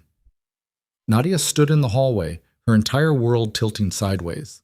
Everything she thought she knew was wrong, or everything he was telling her was a lie designed to keep her confused and compliant. She couldn't tell the difference anymore. She went back to her room, locked the door, grabbed her laptop, searched for the police reports he'd mentioned, found them. 3 assaults, all within 2 blocks of her studio. All 3 suspects vanished before trial, just like he'd said. She felt sick. Then she opened the email from Harper again, watched the surveillance footage one more time, frame by frame, looking for anything that might prove Junho was lying, and that's when she saw it, in the final clip, the one showing the figure outside her window. The timestamp was wrong. It showed a date from 4 years ago, before she'd opened her studio, before she'd moved to that neighborhood. The video had been edited, manipulated. Harper had lied. Or Junho had planted false evidence knowing Harper would send it. Or Harper was working for Junho, and this was all another layer of manipulation designed to break her down until she couldn't trust anyone. Nadia's hands shook. She didn't know what was real anymore. Didn't know who to believe. Didn't know how to escape a trap that kept getting more complex every time she thought she'd found the edges. Her phone buzzed. Unknown number. She answered without thinking. Did you watch it? Harper's voice, urgent, scared. Who are you, really? Nadia asked. Someone who made the same mistakes you're making. The timestamp on that last video. It's from before I moved to that neighborhood. Silence. Then, he told you that, didn't he? Is it true? I don't know. I don't know what's real anymore. He's been in my head for so long I can't tell the difference between what actually happened and what he made me remember. Harper's breath came fast, panicked. But I know he's dangerous. I know he'll destroy you if you let him, and I know you need to run. Where are you? Somewhere he can't find me, for now. But he's looking. He's always looking. A sound in the background, like a door slamming. I have to go. Don't trust him, Nadia. Don't trust anything he tells you. And whatever you do, don't let him... The line went dead. Nadia tried to call back. The number was disconnected. She sat on her bed in a room that cost more money than she'd ever see, engaged to a man who might be protecting her or destroying her, or both, holding a phone that had just connected her to a woman who might be her only ally or might be another weapon Junho was using against her. And she realized with absolute clarity that she had no idea how to survive this. No idea how to win. No idea if winning was even possible anymore. All she knew was that in 3 days she was getting married. And after that, there would be no escape. Not ever. Nadia didn't sleep the rest of that night. She sat on the floor of her bedroom with her laptop open, going through every file she could access, every document she could find that might tell her who Junho Kim really was. Financial records from KJ Holdings, news articles about business deals, social media posts from people who'd worked for him. She searched until her eyes burned and the sun came up and she still had no answers, just more questions. At 7 a.m., someone knocked. Miss Brooks, breakfast. She opened the door. A woman in a server's uniform stood there with a tray, coffee, toast, fruit arranged like art. Mr. Kim requests your presence in his office at 8. Tell him I'm busy. The woman's expression didn't change. He insists. Nadia took the tray, closed the door, dumped the food in the trash, and drank the coffee black because she needed the caffeine more than she needed pride. At 8, she walked into Junho's office. It was all windows and steel, a desk that looked like it belonged in a museum, screens on the walls showing stock tickers and news feeds from 3 continents. He sat behind the desk, reading something on his tablet. Didn't look up when she entered. Sit. She stayed standing. Now he looked up. I don't have time for defiance this morning. Sit. What do you want? To show you what Harper Choi really is. He turned the tablet toward her. Look, the screen showed a file. Harper's file. Real name? Harper Jin. Born in Seoul. Immigrated to the U.S. at 16, bachelor's degree in finance. MBA from Columbia. And then the part that made Nadia's stomach drop. Employment history with the FBI, Financial Crimes Division, undercover operative. She's a federal agent, Junho said. Has been for 8 years. Her job was to infiltrate my organization. Get close. Gather evidence. Nadia stared at the screen. You knew. From the beginning, I hired her anyway because it's easier to control your enemies when they think they're controlling you. That's insane. That's strategy. He closed the tablet. Everything she told you was designed to turn you into an informant. The surveillance videos, the warnings, the offers of protection. All of it was manipulation to recruit you. And you're telling me this why? Because she's going to contact you again, today. And when she does, I need you to say yes. Nadia's breath caught. What? Tell her you'll work with her. Tell her you'll feed her information. Agree to whatever she asks. He stood, walked around the desk. Because you're going to be my double agent. Absolutely not. Absolutely yes. He was close now, too close. Harper has been building a case against me for 3 years. She's close to having enough for an indictment, but if she thinks she's turned you, she'll get sloppy. She'll trust information you feed her, information I control. You want me to lie to a federal agent? I want you to help me survive, which, in case you've forgotten, is also how you survive. If I go down, you go down with me. Conspiracy, money laundering, all of it. His eyes were black, cold. The contract you signed makes you complicit in everything I do. You're not innocent anymore, Nadia. You're mine, and you'll do what I tell you. Her hands curled into fists. I could go to them right now, tell them everything. You could, and then you'd spend the next 20 years in federal prison while I walk free because I have lawyers who are smarter than their entire investigative team. He smiled. It didn't reach his eyes. But you won't do that, because you're not stupid, and because deep down, you know I'm the only one who can protect you now. From what? From Harper, from the FBI, from the consequences of a choice you made when you signed that contract. He touched her face. She jerked back. You're in this now, all the way, so stop fighting and start playing the game. I don't know how. Then learn fast. Because she's going to call you in the next 2 hours, and when she does, you're going to convince her that you hate me enough to betray me. Can you do that? Nadia looked at him, at the man who'd bought her life and was now asking her to sell her soul. Yes, she said, I can do that. Because it wasn't a lie. Harper called at 9:43. Nadia was back in her room, door locked, heart pounding so hard she could feel it in her throat. Hello? It's me. Harper's voice was tight, scared. Are you alone? Yes. Good. Listen carefully. I don't have much time. Junho knows I contacted you. He's going to try to turn you against me. Don't believe anything he says. He already showed me your file. He knows you're FBI. Silence. Then, son of a bitch. Is it true? Yes. But that doesn't change the fact that he's a criminal, that he's using you, that he's going to destroy you if you don't help me stop him. Nadia's hand shook. She thought about Junho standing in his office, telling her exactly what to say. Thought about the script he'd given her, and decided to improvise. I'll help you, she said, but I need something from you first. What? Proof. Real proof. Not edited videos, not files that could be fabricated. I need something that shows me beyond any doubt that he's what you say he is. I can get you that. When? Tonight. There's a gala. Some business event he's taking you to. I'll be there. Find me in the East Wing Gallery at 10 p.m. Come alone. How do I know this isn't a trap? You don't. But you don't have a choice. Harper's breath came fast. He's getting married to you in 2 days. After that, you're legally bound to him. Everything he does becomes your crime too. This is your last chance to get out clean." The line went dead. Nadia sat on the bed, phone in her hand, mind racing. She could tell Junho, play the double agent like he wanted, or she could go to that meeting and find out what Harper really had. Both options felt like walking into fire, but one of them might lead to freedom. She grabbed her laptop, searched for the gala Harper mentioned, found it. Annual fundraiser for some cancer research foundation. Black tie. Invitation only. Guest list included politicians, tech executives, and at least 3 people currently under federal investigation for financial crimes. Of course, Junho would be there. Of course, he'd be using it as cover for whatever he was really doing. She pulled up the building's floor plan, found the East Wing gallery.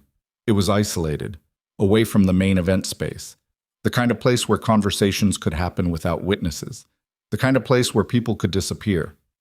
Nadia closed her laptop, walked to Junho's office. He was on the phone, speaking rapid Korean. He held up one finger. "Wait." She waited. He ended the call. "Well?" "She called. Wants to meet tonight at the gala. East Wing Gallery, 10 p.m. "Perfect." He pulled out his phone, typed something. "I'll have security positioned nearby. You'll wear a wire. Get her talking. Get her to admit she's FBI and that she's been manipulating you. That's all we need." "And if she has real evidence against you?" "She doesn't." "How do you know?" "Because if she did, I'd already be in custody." He stood.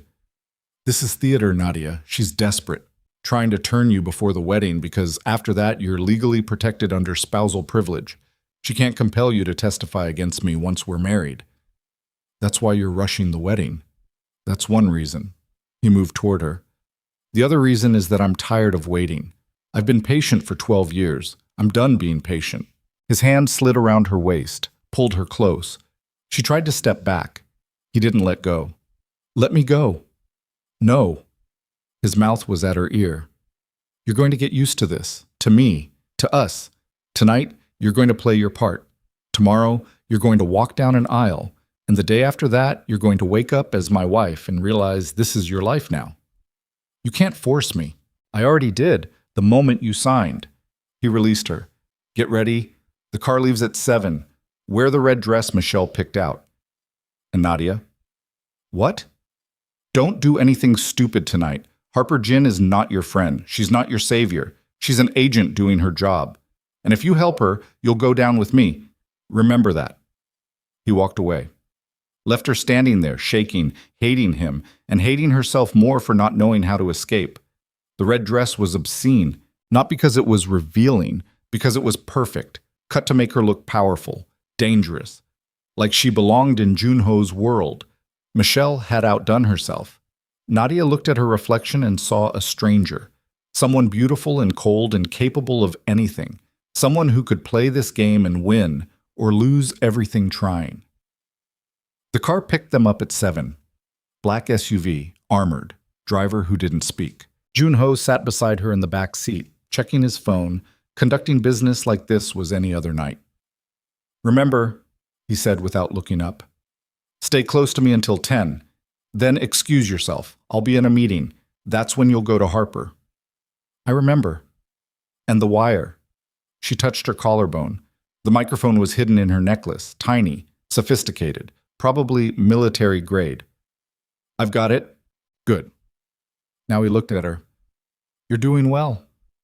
Better than I expected." "Stop saying that." "Why?"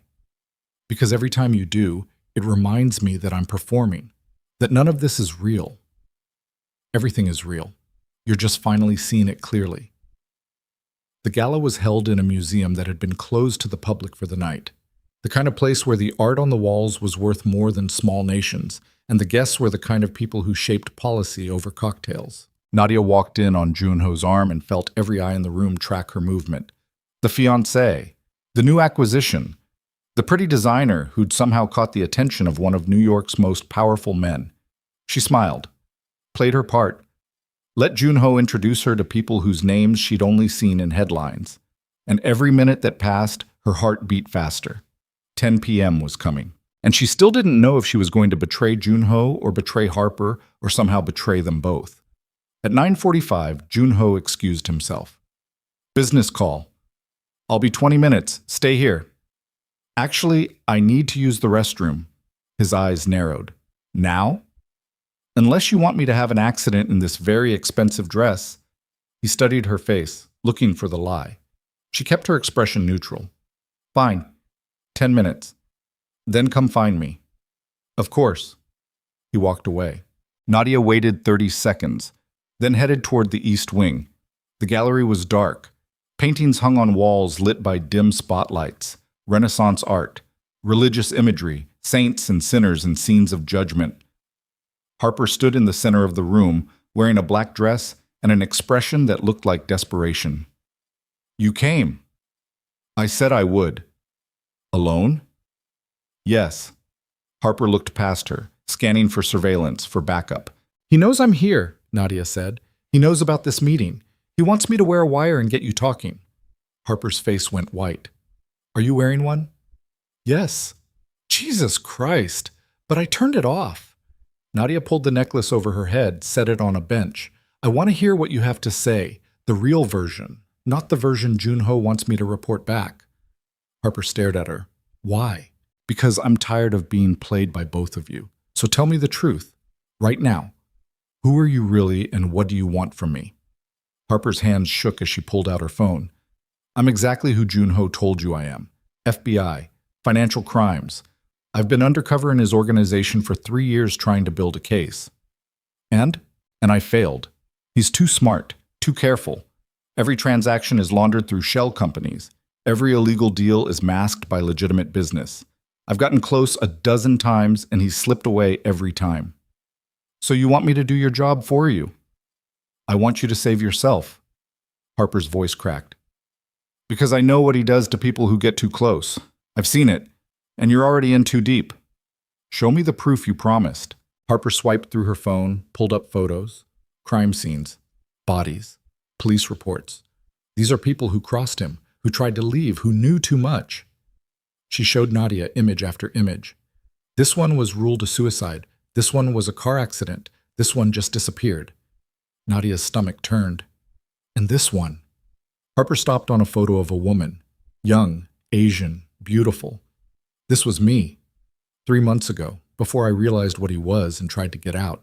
The photo showed Harper in a hospital bed, face bruised, arm in a cast. He did this to you? His people did. With his permission. Harper's eyes were wet. I told you, I made the same mistake you're making. I thought I could control it. Thought I could play the game and win. I was wrong. Nadia's mind raced. Why didn't you arrest him then? If he had you beaten, that's assault. That's evidence. Because I was undercover. Because my superiors wouldn't authorize the arrest without more. Because the moment I pressed charges, my cover was blown, and 3 years of work went up in smoke. Harper grabbed Nadia's arm. So I stayed, and I kept digging, and now I'm close. I have financial records that tie him to trafficking, to smuggling, to murder. But I need one more thing. What? Access to his private server, the one he keeps in his penthouse. The one with all the records he thinks are secure. Harper's grip tightened. You're marrying him in 2 days. That means you'll have access to everything. I need you to get those files. I can't. You have to. He'll know. He monitors everything. Not if you're smart. Not if you do exactly what I tell you. Harper pulled out a USB drive. This has software that will copy the server without leaving a trace. All you have to do is plug it in. 5 minutes. That's all I need. Nadia looked at the drive, at the evidence of violence on Harper's phone, at the desperation in her eyes. And if I do this, then what? You arrest him and I'm free? You're free. New identity. Witness protection. A life where he can't find you. Or I'm arrested alongside him for conspiracy. Not if you cooperate. Not if you help us take him down. Harper pressed the drive into Nadia's hand. This is your only way out. Take it. Nadia's fingers closed around the USB drive, and that's when the lights came on. Junho stood in the doorway. Behind him, 4 men, all armed. Touching performance, he said. Both of you. Harper spun around. Her hand went to her purse. One of Junho's men was faster. He grabbed her, slammed her against the wall, pulled a gun from her bag. Agent Jin, Junho said. Always so predictable. Go to hell. He walked closer, looked at Nadia, at the USB drive in her hand. I told you not to do anything stupid. I didn't turn off the wire, Nadia said. Her voice shook. I lied to her. I recorded everything. Harper's face went white. You bitch. I'm sorry, Nadia whispered. I didn't have a choice. Junho smiled, took the USB drive from her hand. Well done, he turned to Harper. You've been very helpful, Agent Jin. This recording will be excellent evidence when I file harassment charges against the FBI for targeting a private citizen with unfounded accusations. You won't win this. I already have. He nodded to his men. Take her out through the service entrance. Make sure nobody sees. They dragged Harper toward the door. She fought, screamed. Nadia, please, don't let him do this. He's going to kill me. Nadia stood frozen. Junho's hand settled on her shoulder. Let's go. We're done here. What are they going to do to her? What needs to be done? You're going to kill her. I'm going to make sure she can't hurt us. There's a difference.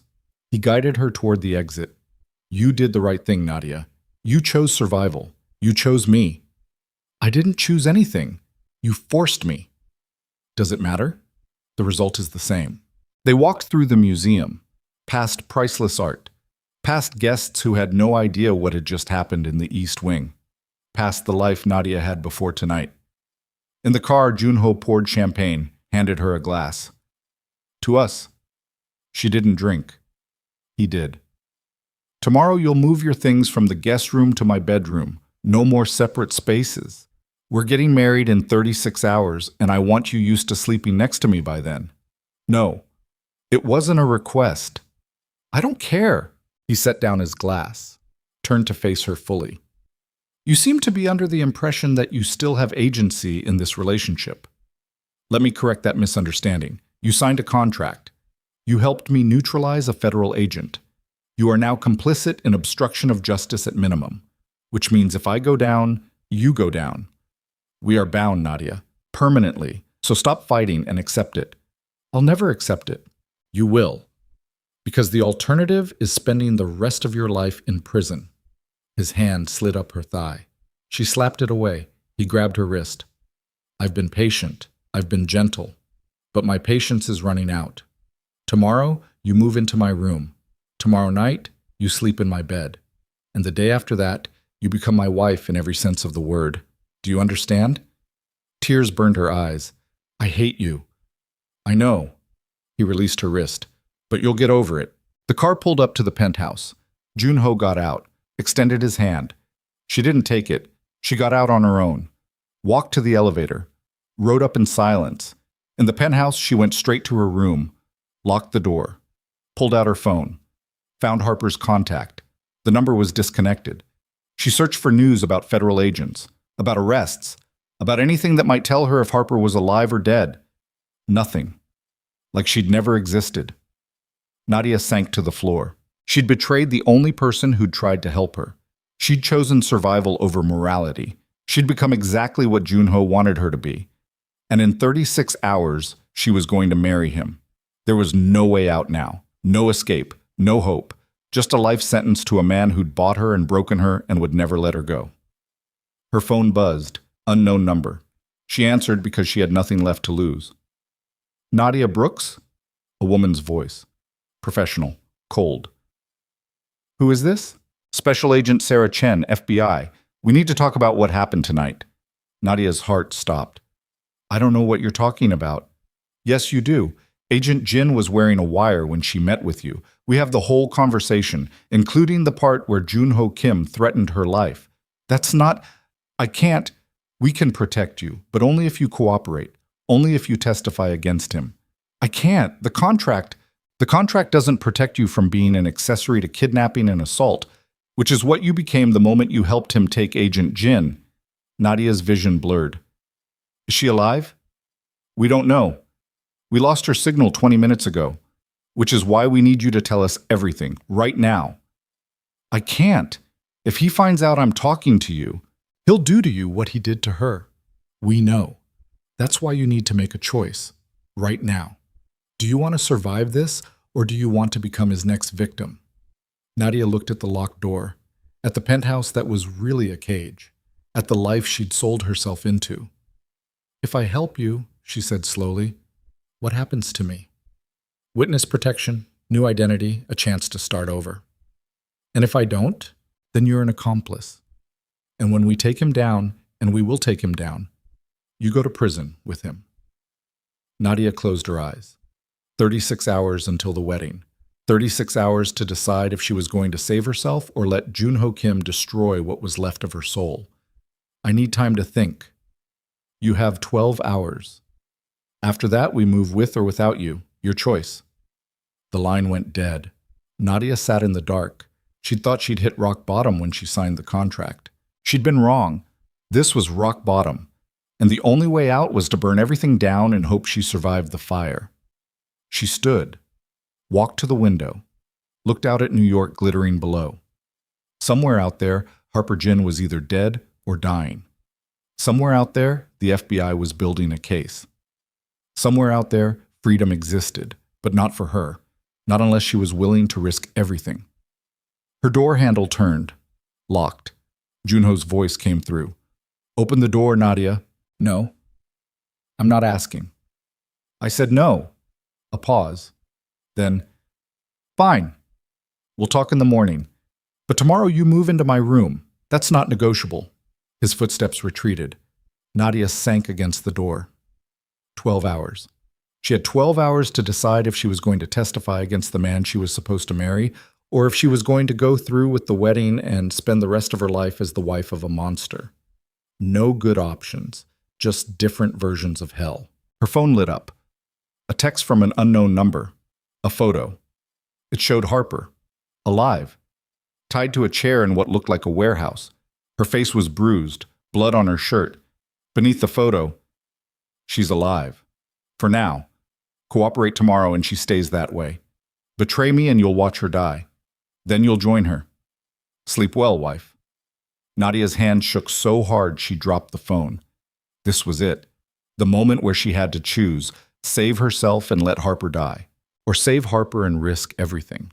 She picked up the phone, stared at that photo, at the woman who'd tried to help her, at the evidence of exactly what Junho was capable of. And she made her choice. She opened her contacts, found the number Agent Chen had called from, typed, "I'll testify, but you have to save Harper first. She's being held somewhere. I don't know where. You have to find her before it's too late." She hit send, waited, no response. She tried calling. The number was disconnected. Panic flooded her system. She'd just committed to betraying Junho, and she had no way to contact the people who'd promised to protect her. She was alone, completely alone. With a wedding in 36 hours and a man who'd just proven he was willing to kill to keep her. Nadia grabbed her laptop, started searching, looking for anything that might help her find Harper, that might help her survive what was coming. And that's when she found it. A file buried in the emails Junho had sent her over the past week. A property deed. For a warehouse in Red Hook. The same warehouse where Harper had shown her those photos. The same warehouse that was probably where Harper was being held right now. Nadia's heart raced. She could call the police. But if Junho had people watching, they'd know. They'd move Harper. Or kill her. She could wait for the FBI. But she didn't know if Agent Chen was real or if that had been another one of Junho's games. Or she could go herself. Find Harper. Free her. Run. It was suicide. But it was the only option that didn't end with her married to a murderer or dead in a warehouse alongside the woman who'd tried to save her. Nadia grabbed her jacket, checked the time. 2 a.m. The building was quiet. She opened her door. Listened. Nothing. She walked to the elevator. Pressed the button. The doors opened. She stepped inside. Rode down. The lobby was empty. Security was watching monitors, not the elevator. She walked out through the side entrance, hit the street, flagged a cab. "Red Hook, I'll give you the address." The driver nodded. As they pulled away, Nadia looked up at the penthouse, at the life she was leaving behind, at the cage she was escaping. And for the first time in days, she felt something other than fear. She felt fury. Junho Kim had bought her, manipulated her, trapped her. But she wasn't his possession. She was a woman who'd built something from nothing, who'd survived 8 years in a city that ate people alive, who was about to walk into a warehouse and save someone's life even if it cost her everything. The cab sped through empty streets toward Red Hook, toward Harper, toward the end of everything. And Nadia didn't look back. The warehouse sat at the edge of Red Hook like a monument to everything broken in the world. Rusted metal, shattered windows. The kind of building where bad things happened and nobody asked questions. Nadia paid the cab driver with the last of her cash. Watched the taillights disappear down the empty street. Then she was alone. The building loomed in front of her. No lights, no movement, just silence heavy enough to suffocate. She should call someone. Should wait for backup that might not exist. Instead, she walked toward the side entrance. The door was unlocked. Of course it was. This was a trap. Had to be. Junho knew she'd come. Probably counted on it. But Harper was inside. And Nadia had already made her choice. She pushed the door open, stepped into darkness. The interior smelled like oil and decay. Her footsteps echoed on concrete. She pulled out her phone, used the flashlight to navigate through the maze of empty crates and abandoned machinery. "Harper?" Her voice bounced off metal walls. "Harper, are you here?" No answer. She kept walking, deeper into the warehouse, past doorways that led to nothing, past rooms that looked like they'd been used for things she didn't want to imagine. Then she heard it. A sound. Faint. Like breathing. She followed it to a door at the back of the warehouse. Locked. She tried the handle. It didn't budge. "Harper? Can you hear me?" A muffled sound from the other side, definitely someone. Nadia looked around, found a length of pipe, used it to pry at the lock. The metal groaned, bent, finally gave. The door swung open. Harper sat tied to a chair in the center of the room, exactly like the photo. Blood on her face, eyes swollen but open. "Jesus!" Nadia ran to her, started working on the ropes. "I'm getting you out of here." Harper's voice came out hoarse. "It's a trap. I know." "Then why did you come?" "Because I'm tired of being the person who doesn't." The ropes came loose. Harper slumped forward. Nadia caught her. "Can you walk?" "I don't know." Harper tried to stand. Her legs buckled. "I think they broke something." "Then I'll carry you." "You can't." "Watch me." Nadia pulled Harper's arm over her shoulders, took her weight, started moving toward the door. They made it 3 steps before the lights came on. Blinding, fluorescent, turning the warehouse into a stage, and standing in the doorway was Junho. He wore the same suit from the gala, looked fresh, rested, like this was just another business meeting. Behind him stood 6 men, all armed. "I told you not to do anything stupid," he said. Nadia kept her arm around Harper. "Let us go." "No. I'll scream. I'll fight. I'll make this as public as possible." "Go ahead. This building is soundproof, and nobody comes to Red Hook at 3 a.m. unless they're looking for trouble." He stepped closer. "You were supposed to be smarter than this, Nadia. I chose you because you understood how the world works. But apparently, you still believe in heroes." "I believe in not being a coward." "That's the same thing." He gestured to his men. "Take Agent Jin. Put her in the van. I'll deal with her later." 2 men moved forward. Harper tried to pull away. Nadia held her tighter. "Don't touch her." "Or what?" Junho's voice was calm, patient, like he was explaining basic math to a child. "You're going to fight 6 armed men? You're going to somehow escape from a warehouse I own with a federal agent who can barely stand? Be realistic. Realistic is knowing that if you kill us, you'll never be able to cover it up. The FBI knows I'm here. They know about Harper. You touch us, and you're done." "The FBI knows nothing. Agent Chen doesn't exist. That call was one of my people testing your loyalty." He pulled out his phone, showed her a photo. "This is the real Agent Chen. She's been dead for 2 years. Harper was working alone, desperate, running a rogue investigation that her superiors shut down months ago." Harper's breath caught. "You're lying." "Am I? Check your phone. Call your handler. See if anyone answers." Harper fumbled for her phone. Her hand shook as she dialed. Waited. Nothing. She tried again. Disconnected. "You see?" Junho put his phone away. "You've been operating in the dark for months, following leads that went nowhere, trying to build a case from scraps. And now you've dragged Nadia into your delusion. She deserves to know what you are. She does know. She knew when she signed the contract. She knew when she helped me take you at the gala. She's known from the beginning, and she chose me anyway. He looked at Nadia. Didn't you? Nadia's mind raced. Every instinct screamed at her to run, to fight, to do something other than stand there being dissected by a man who'd spent 12 years planning this moment. But Harper was injured. The exits were blocked, and Junho was right about one thing. There was no backup coming. Let Harper go, Nadia said quietly. I'll do whatever you want. I'll marry you. I'll play the perfect wife. I'll never ask questions. Just let her go. No. His voice was flat, final. She's seen too much, knows too much. She's a liability. Then kill me instead. Harper tried to pull away. Nadia, don't. I'm the one who broke the agreement. I'm the one who came here. She was just doing her job. Nadia stepped in front of Harper, put herself between the federal agent and the men with guns. You want loyalty? You want commitment? Fine. I'll give you everything, but only if you let her walk out of here. Junho studied her face, looking for the lie, the angle, the manipulation. She kept her expression steady. Finally, he smiled. You're learning. Is that a yes? It's a negotiation. He gestured to his men. Bring her. They grabbed Nadia, pulled her away from Harper. Wait, what are you? You offered yourself in exchange for Agent Jin's life. I'm accepting your offer, but there are terms. What terms? He walked closer, until they were inches apart, until she could see every cold calculation in his eyes. You will marry me tomorrow as planned. You will move into my bedroom tonight, and you will give me 1 year of absolute obedience.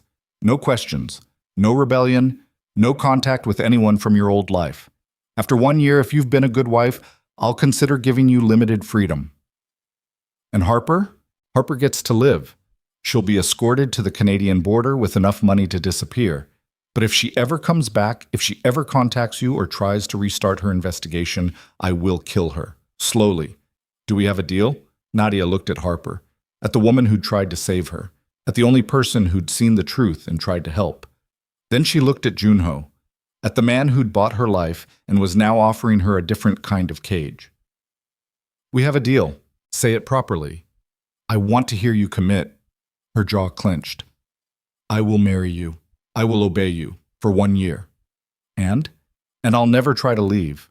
Good girl. He pulled something from his pocket. A ring, not the one from before. This one was different. A band with diamonds that caught the fluorescent light and threw it back like shards of broken promises. Give me your hand. She extended her left hand. He slid the ring onto her finger. It fit perfectly. Of course it did. He'd probably had her size months ago. Now kiss me. Here? Right now, in front of Agent Jin, so she understands exactly what you're choosing. Nadia's stomach turned, but she stepped forward, pressed her mouth to his. The kiss was cold, mechanical. A transaction sealed with lips instead of signatures. When she pulled back, Junho was smiling. Perfect. He turned to his men. Take Agent Jin to the van. Give her $5,000 cash and drive her to Buffalo. Drop her at the border and make sure she crosses. If she refuses, call me. They grabbed Harper, started dragging her toward the door. Nadia, don't do this. Harper's voice was desperate, raw. He's going to destroy you. I know. Nadia's throat was tight. But at least you get to live. That's not living. That's just a slower death. Maybe, but it's a choice, and choices are all we have. They pulled Harper through the door. Her protests faded into the distance. Then Nadia was alone with Junho. He took her hand, led her toward a different exit. The car's waiting. We're going home. What about the wedding? Tomorrow afternoon, City Hall, small ceremony, just witnesses and a judge I've known for 20 years. He opened the door to a black SUV. Get in. She got in. The ride back to the penthouse was silent. Junho made phone calls in Korean, conducted business like he hadn't just orchestrated the kidnapping and release of a federal agent in the span of 12 hours. Nadia stared out the window at the city waking up. Delivery trucks, early morning commuters, people living normal lives where they weren't trapped in the back seat of an SUV with a man who'd just bought their future for the price of someone else's freedom. At the penthouse, Junho led her to his bedroom. She'd never been inside before. It was exactly what she'd expected. Massive, minimal, everything black and white and expensive. A bed that could sleep four. Windows overlooking Manhattan. "This is your room now," he said. "Our room. Your things from the guest room have already been moved." She looked around, saw her suitcase in the corner, her laptop on the desk. Evidence that while she'd been trying to save Harper, Junho's people had been erasing the last traces of her autonomy. "Get some sleep," he said. "We have a wedding in 8 hours." "I'm not tired." "I don't care. Sleep anyway. You look terrible and I need you presentable for the photos."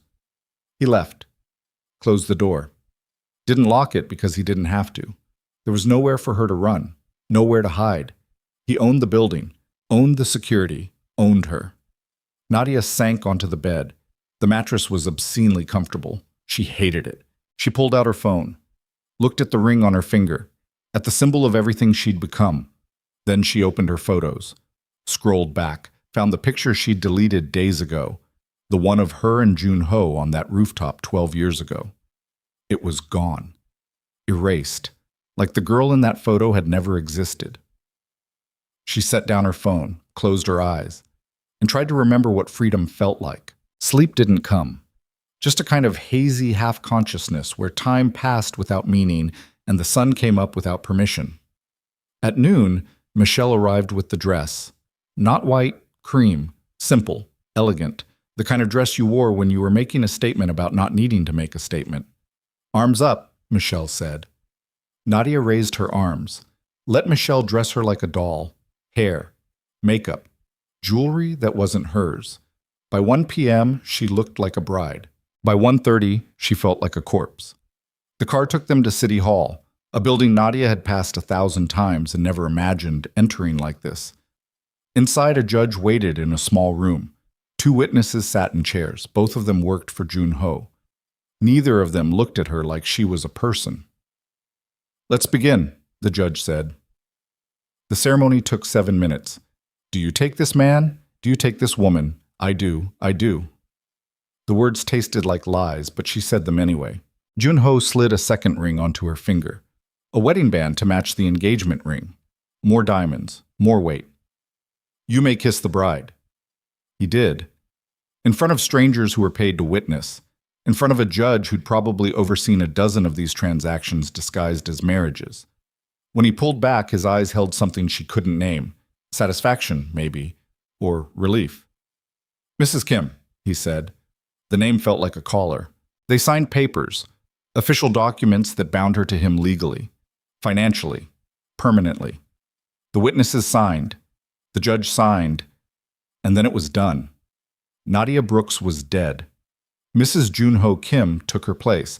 Outside City Hall, photographers waited. Junho had called them, orchestrated the perfect moment for the press. They posed on the steps, his arm around her waist, her fake smile locked in place. Cameras flashed. Questions were shouted. "How does it feel to be married? When's the honeymoon?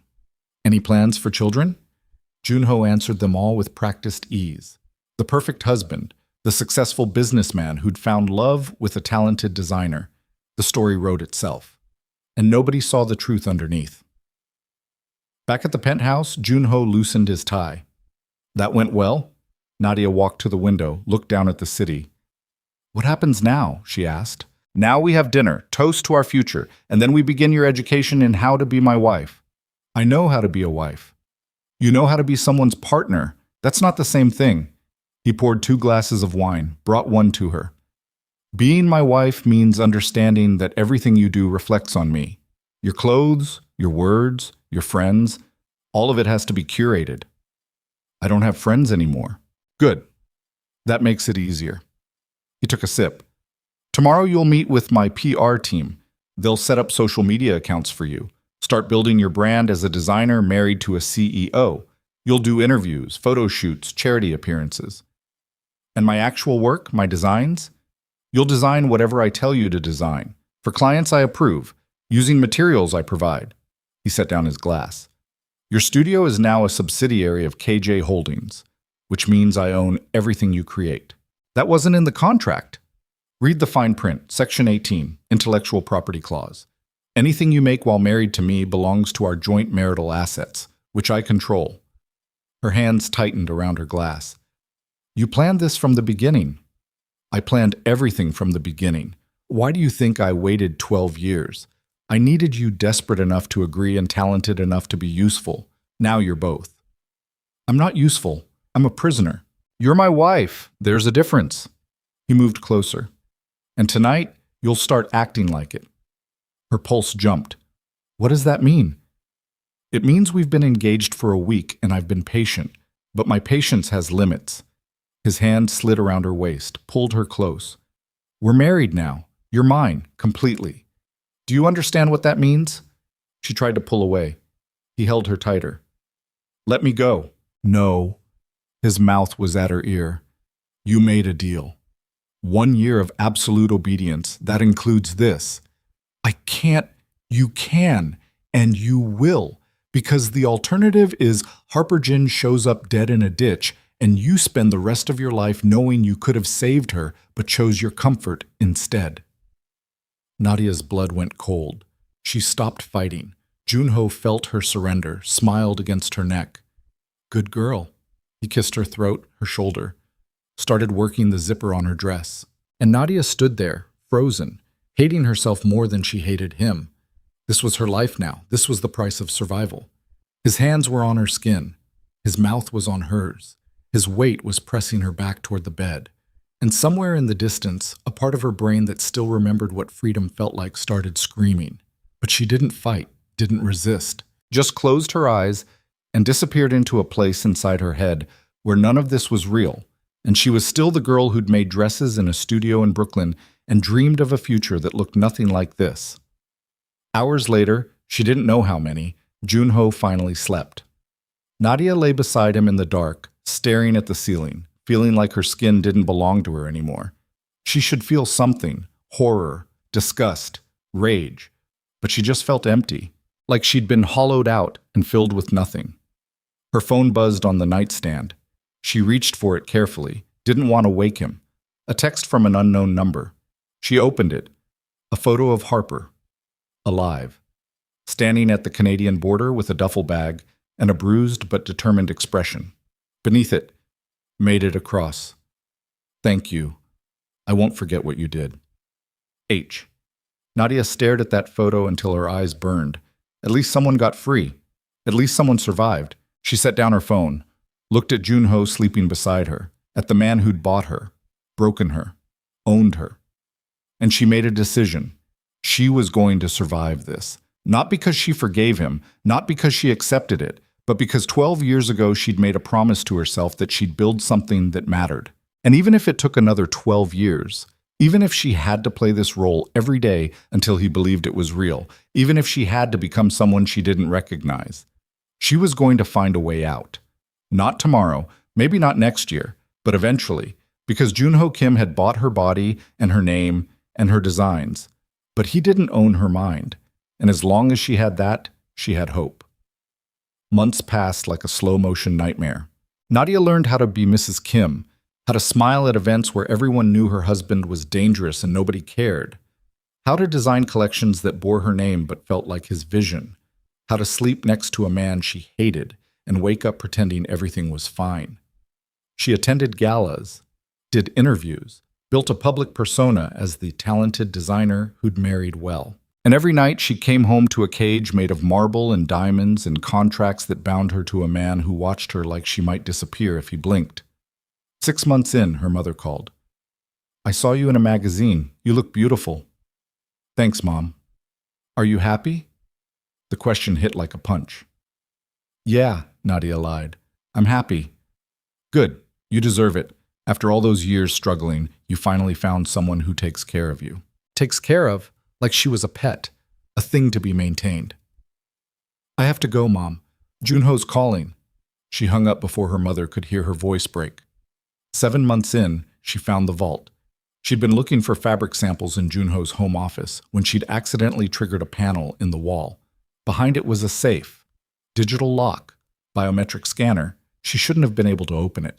But Junho had added her fingerprint to the scanner weeks ago, a gesture he'd claimed was about trust.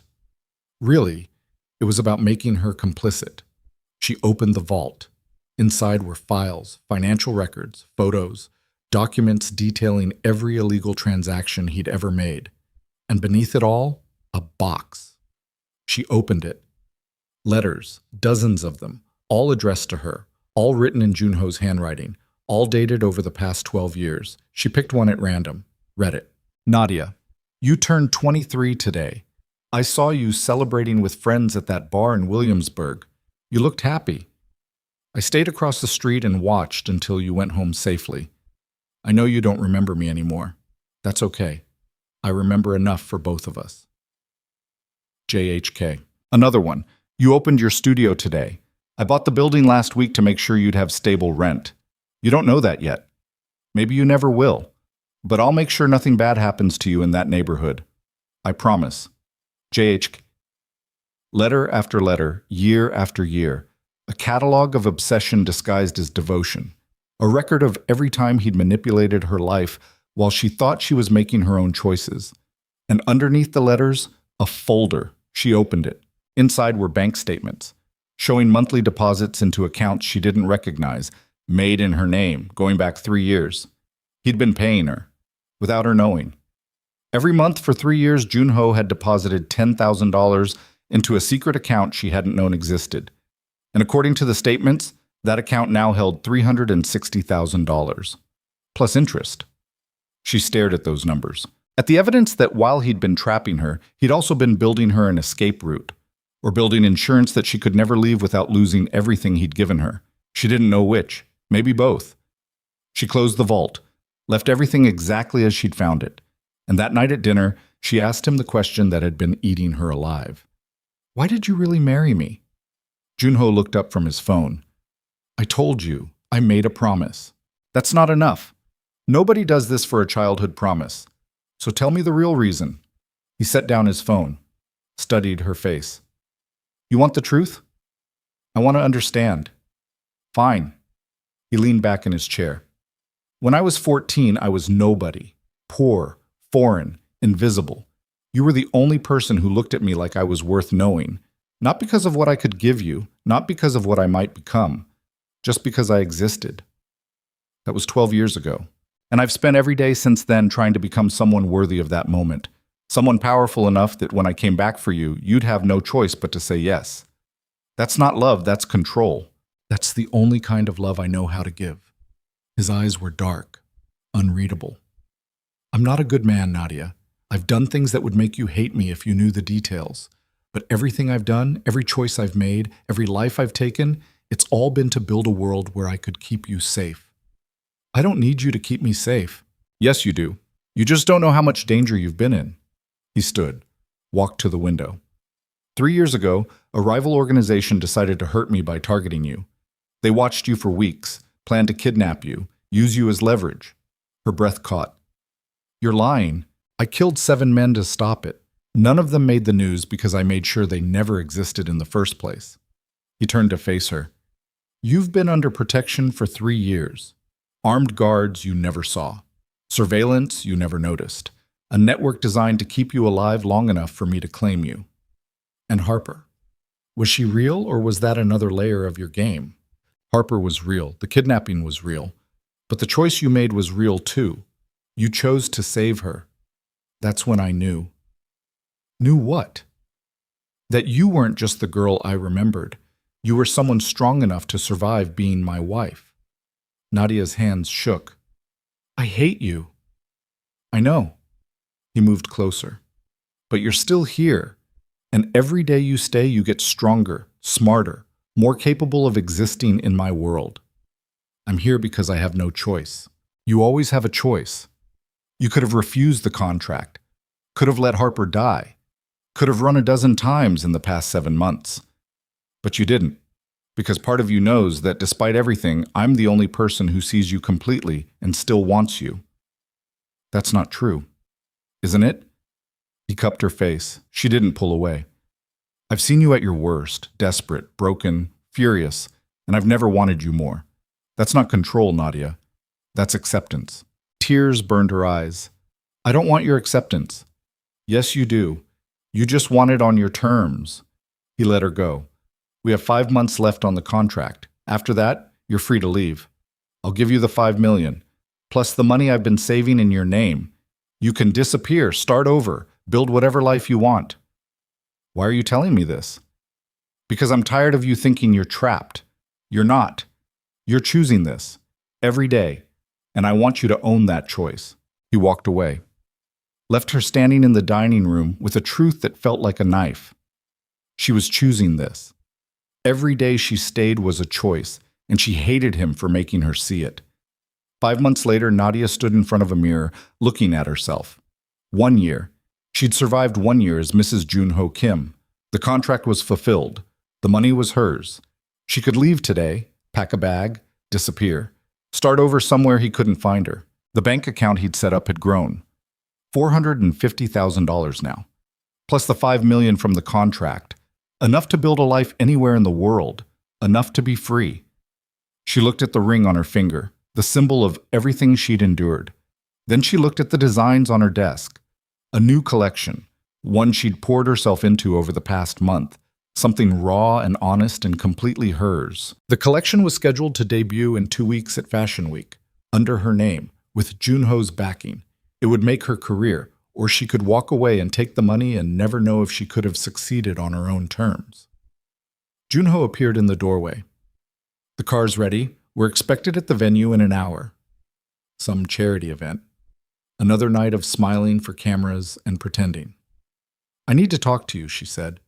He checked his watch. We have 5 minutes. The contract's done. I fulfilled my year. I know. So I can leave. You can. He looked at her directly. Are you going to? That was the question, wasn't it? She'd spent a year planning her escape, a year hating him, a year surviving. But she'd also spent a year building something, a name, a reputation, a career that was finally taking off.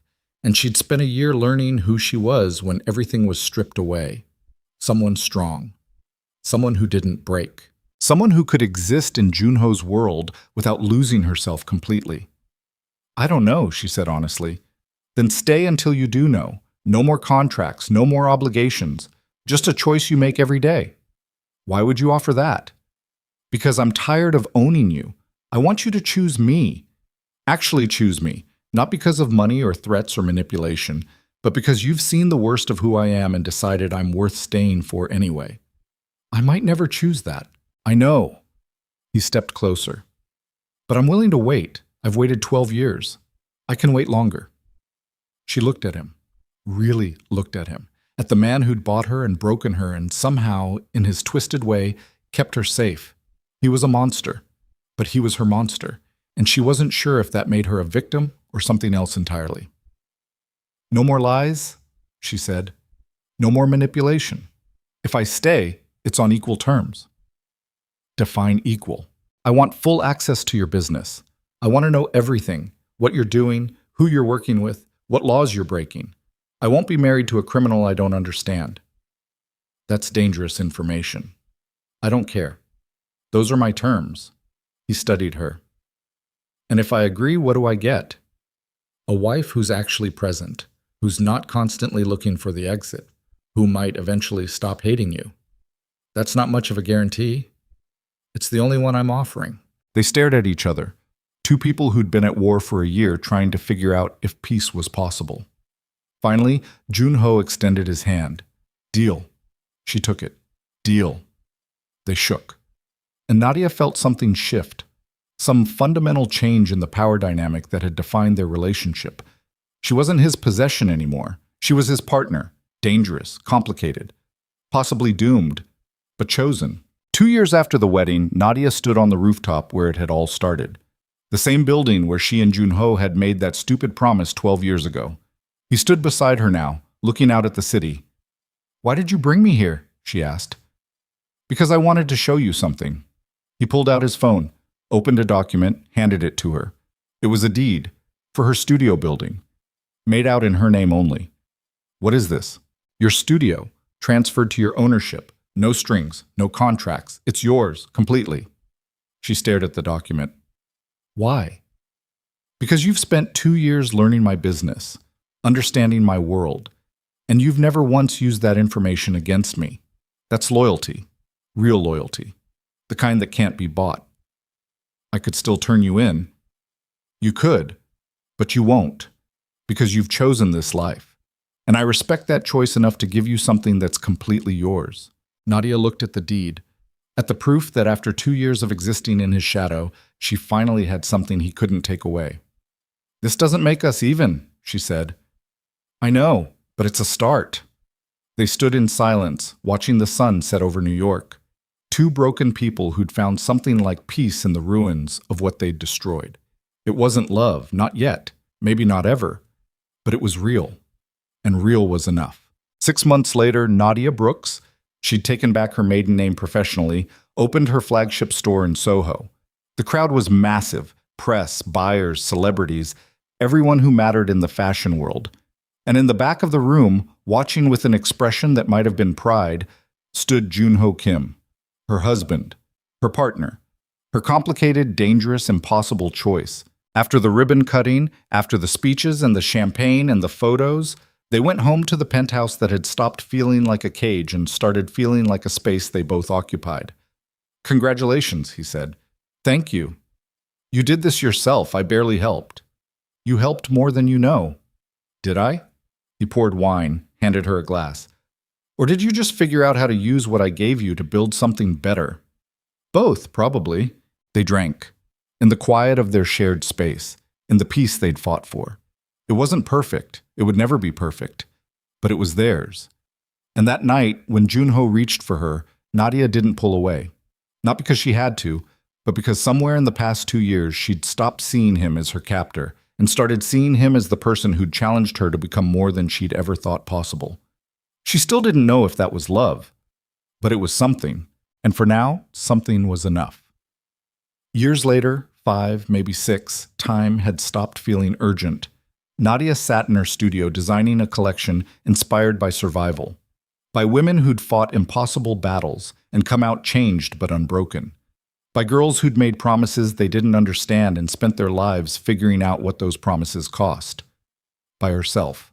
Junho appeared in the doorway, gray in his hair now, lines around his eyes, still dangerous, still calculating, but softer somehow. Working late? Always. He walked over, looked at her sketches. This is good. It's honest. That's why it's good.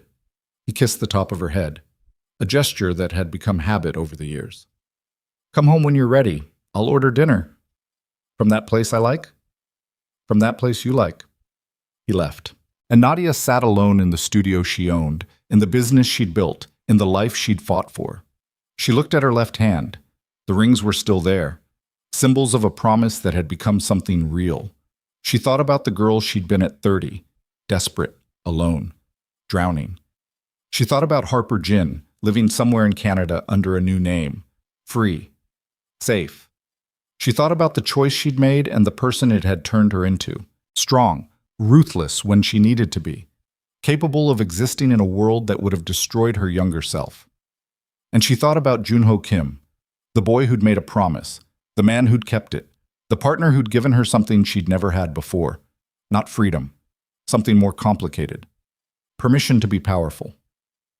Nadia closed her sketchbook, turned off the lights, went home to a penthouse that had stopped feeling like a cage years ago, to a husband who'd stopped feeling like her enemy, to a life that wasn't perfect but was completely, undeniably hers. And for the first time in 6 years, when she walked through that door and saw Junho waiting with dinner and wine and that rare smile he only gave her, she realized she'd stopped counting the days until she could leave. Because somewhere along the way, she'd started building a life worth staying for. Not because he'd forced her, not because she had no choice, but because she'd learned the hardest lesson of all. Sometimes the promises you make as a child shape you into the person you become. Sometimes the cages you're trapped in teach you how to fly, and sometimes the man who buys your life gives you the tools to claim it back on your own terms. It wasn't the fairy tale she'd imagined at 18. It was better, it was real, and real, messy, complicated, hard-won real, was worth more than any fantasy. That night, lying next to Junho in the dark, Nadia finally said the words she'd been holding back for years. I don't hate you anymore. He was quiet for a long moment. Then, I know. When did you know? The day you stopped flinching when I touched you, about 3 years ago. She turned to face him. I'm not sure if what I feel is love. I'm not either, but it's something stronger than hate. And after everything we've been through, that feels like enough. Is it enough for you? He pulled her closer. You stayed. You chose to stay. After the contract ended, after you had every reason to leave, you stayed. That's more than I ever hoped for. I stayed because I'm stubborn. You stayed because you're strong, and because somewhere in all this mess you found something worth fighting for. What did I find? Yourself. The words hit like truth. Because he was right. She'd come into this marriage broken, desperate, lost. And she'd come out of it powerful, certain, found. Not because he'd given her those things, but because surviving him had required her to become the kind of person who could. Thank you, she said quietly.